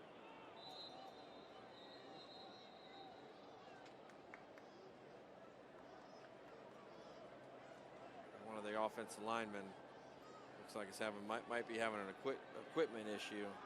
So the center, J.W. Fike, comes to the sideline, so we're going to have a new center in there, I believe. I want you to take a look at 75. Braylon Mills, who's lined up at left tackle, just brought him in. He's just a pup, but he's 6'7", 305 and a sophomore, and he's already been offered by Georgia and Alabama. He's got a long way to go in his development, but he's got a leg, an arm, and a heads up on a lot of the competition because God gifted him to be 6'7", 305 as a 10th grader. Look at him. He is a mountain of a young man. Yeah, that'll be something to watch if he stays in there. We can watch a little bit of see what kind of feet he has. But clearly, if the big dogs are already picking up the phone and calling him and trying to get him to come to Tuscaloosa or Athens, he's got any school he wants to go to pretty much at his disposal. Yeah, I mean, what happens quite often with young men, his size is the size hits them before the coordination and the and the acclimation to the game and the processing, that the mental part of it. But then when it does, it hits. And they're playing college ball, and Braylon Mills is going to get that opportunity, and he's getting his opportunity to play here in the Corky Kell today as well. That's a name to remember in the future. Pass, and there's Kirpus and another flag out. 2 flags. They are trying like heck to get him his 5th touchdown. And the play design was perfect, but I didn't see anything that caught my attention from here. It's going against Hoko.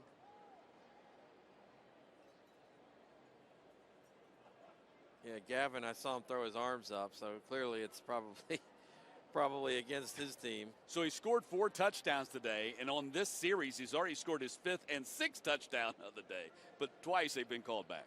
Oh, well, I better believe it. They might come to him again. Illegal touching on the offense. Lost it down. 4th down. So that's going to cost him what could have been his, well, like you said, his 6th touchdown of the day, but they're going to try a field goal. They are going to bring on the field goal unit. Interesting. Yeah, again, I mean, I've kind of, the point I've been making is that you're playing this game like 50-10, but you're playing this game like it's 24-17. So you want to go through the drills and go through the motions like it really matters, and the field goal is off the mark, so the score will remain 50-10. Had a little trouble with the snap center exchange there, which I think threw the timing off of that kick. But kind of to your point, I mean, they haven't had to use their kicker at all today other than the extra point. So this is a good opportunity to take advantage of, having to get the unit out there and go through the motions and all that. And clearly, they had a little issue on the snap. So, well, I mean, I've seen teams that win by big margins. They get to the end of the season and they haven't used their kicker at all. Yeah. And they get in the playoffs and it's a tight game and they have no experience with the kicking unit. Not only the kicker himself, but just the whole apparatus of the snap and the hold and the whole thing. And I've seen teams get knocked out of the playoffs because they didn't bother to take care of the kicking portion of the game because they were in blowouts, and they said, well, we always went for it on 4th down. Well, you probably should have used some of those 4th down situations to just practice the kicking game in a regular season game. And I've seen it come back and bite teams in the playoffs. Well, it's like we've kind of been repeating all throughout the last 4 days of the Corky Kell Dave Hunter Classic, is special teams are such a critical element of these high school games, in particular early on in the season. So I'd say, to your point, it is a good idea to kind of have those kind of kicking type situations here, even in a 40-point lead here situation right now. Let's work through it, because you never know. Next week when they play Effingham County, they might need to rely on that kicker to hit a big field goal at some particular spot. So 2nd down and 11. Another lost yardage play here for Alpharetta. And almost picked. Broken up. Very close. Very close. And I'll have to. I mean, I was just going to say here, from a defensive standpoint, this secondary has had a few opportunities here today to get their hands on the ball. They haven't really had a chance to really pull any of them in, but there's another opportunity there that they just missed. So changing out the quarterback again, McRaney's going to come in here for this 3rd and 11 play. 500 yards of offense now for Houston County, 178 for Alpharetta.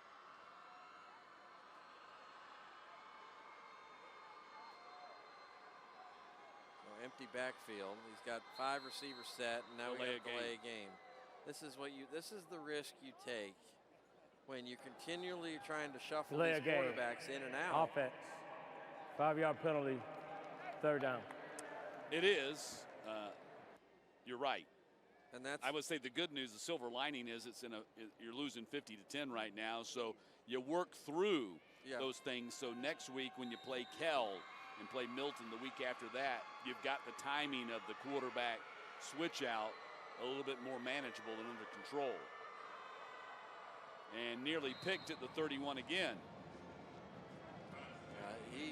He unfortunately was not open there, and he had 2 guys on him. They're lucky that was not picked off. And it looks like they're going to bring the punt unit back in here. Trey Thompson nearly had the pickoff. And I say the name Trey Thompson, it reminds me of Trevor Thompson. What a performance by Trevor Thompson on Thursday in our game between Dunwoody and South Paulding. I'm still amazed by what that young man was able to do with incredible. 14 tackles, 12 solos, a couple of quarterback sacks, 4.5 TFL.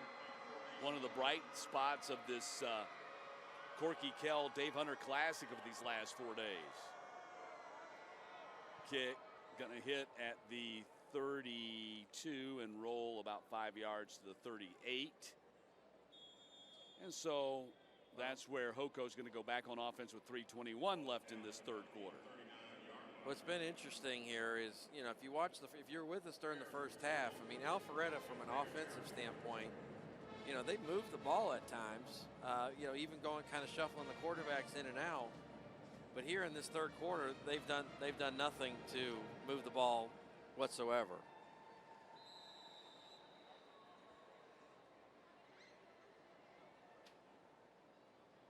So 1st and 10 for the Bears from the 39-yard line.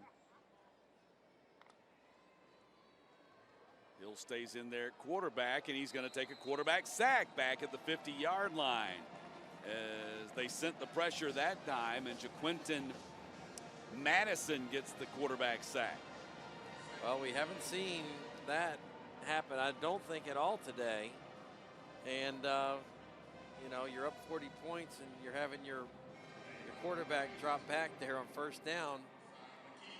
A little unorthodox here at this point in the game, but, the defense stepped up and made a play. Hill up top, wide open. Mathis overshot him. That's another 6 right there. Well, he was wide open. I mean, wide that open was one of the very few miscues we've seen today from a throwing standpoint. Wide open doesn't begin to describe it. Yeah. Nobody was in the same area code with him. So Hill, a rare miss for him, as you mentioned, 297 yards passing here today, and he's now 19 for 26 with 3 touchdowns. And another miss.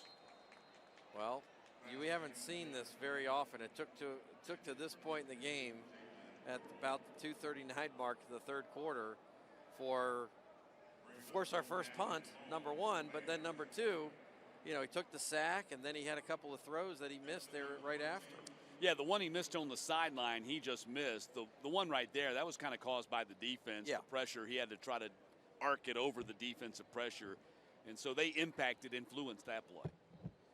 Well, that'll bring out this punting unit, which we haven't seen today. So, again, kind of going back to your point earlier about being able to kind of work on some of these things from a special team standpoint, et cetera.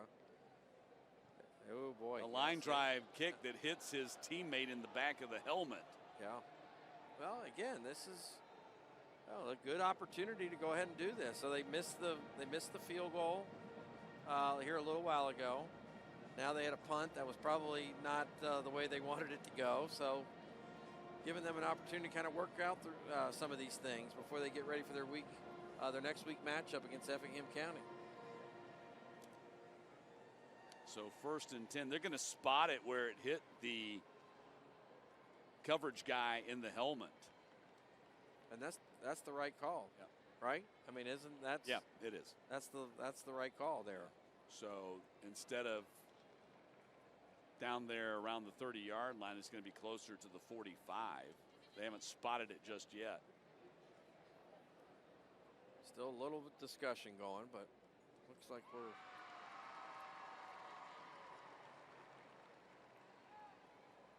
Now, where are we spotting it, guys? They're still trying to figure it out. Now they're moving it back. They're going to move it back to the 29. The officials are working on things too here in this opener of the season.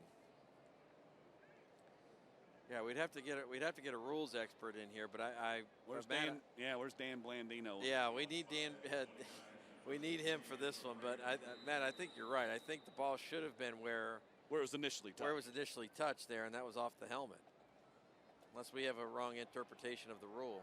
Schletty lets it fly and misses Porterfield. Porterfield was open there, and we've seen, this quarterback here air it out a few times. He's got a big arm, and just like that, he's now coming off the field. And we're going to bring Schletty back out there. They took their shot with Palmer and McRaney there at quarterback, threw the deep ball, didn't connect, and we're going to bring back Matthew Schletty here for this 2nd down play.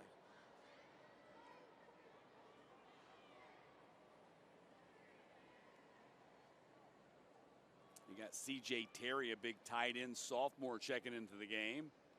And the pass is thrown, and that's complete out here on the near side for a 1st down at the 42-yard line. Trey Harris with the catch.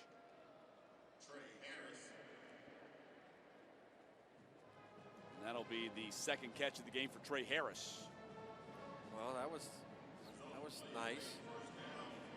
Nice little throwing catch there. Unfortunately, hadn't had too many of those here in this 3rd quarter, so it's nice to see him connect there. Schletty far side. Receiver slipped and fell down as he crossed the 50.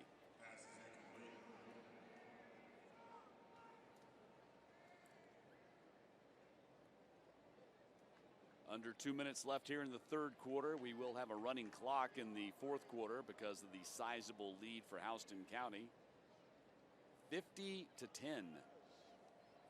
For the Bears. Yeah, well, I know at this point, we're scheduled for a 4 o'clock kickoff, and those McEachern and North Gwinnett guys got to be itching to get out here on this field. That's going to be a big game coming up after this one.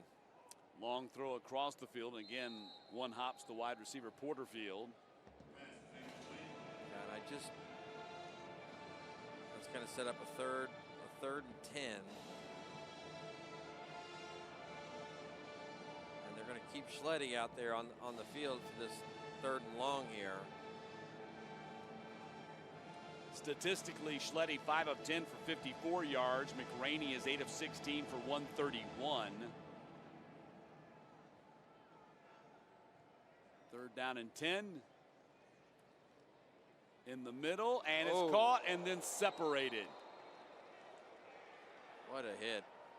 Kelleher, the BYU committed tight end, had it, then got separated from the ball.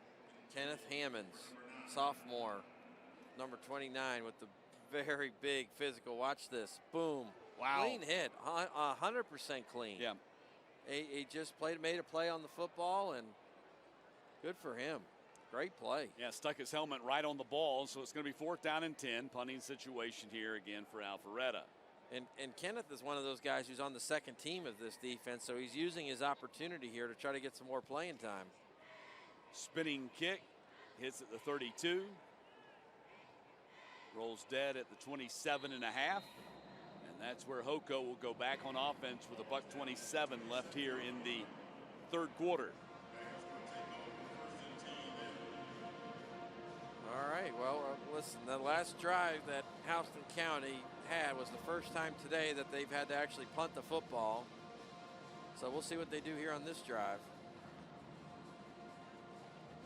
Here's a look at today's scoreboard here in day 4 of the Corky Kell Dave Hunter Classic.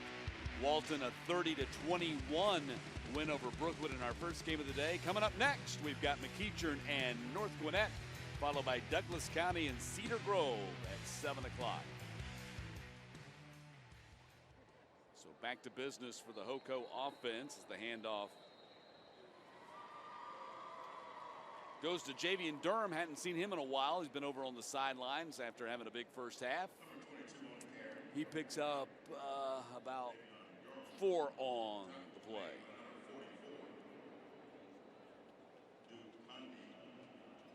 One minute to play here in the 3rd quarter. It looks like they're just kind of taking their time here.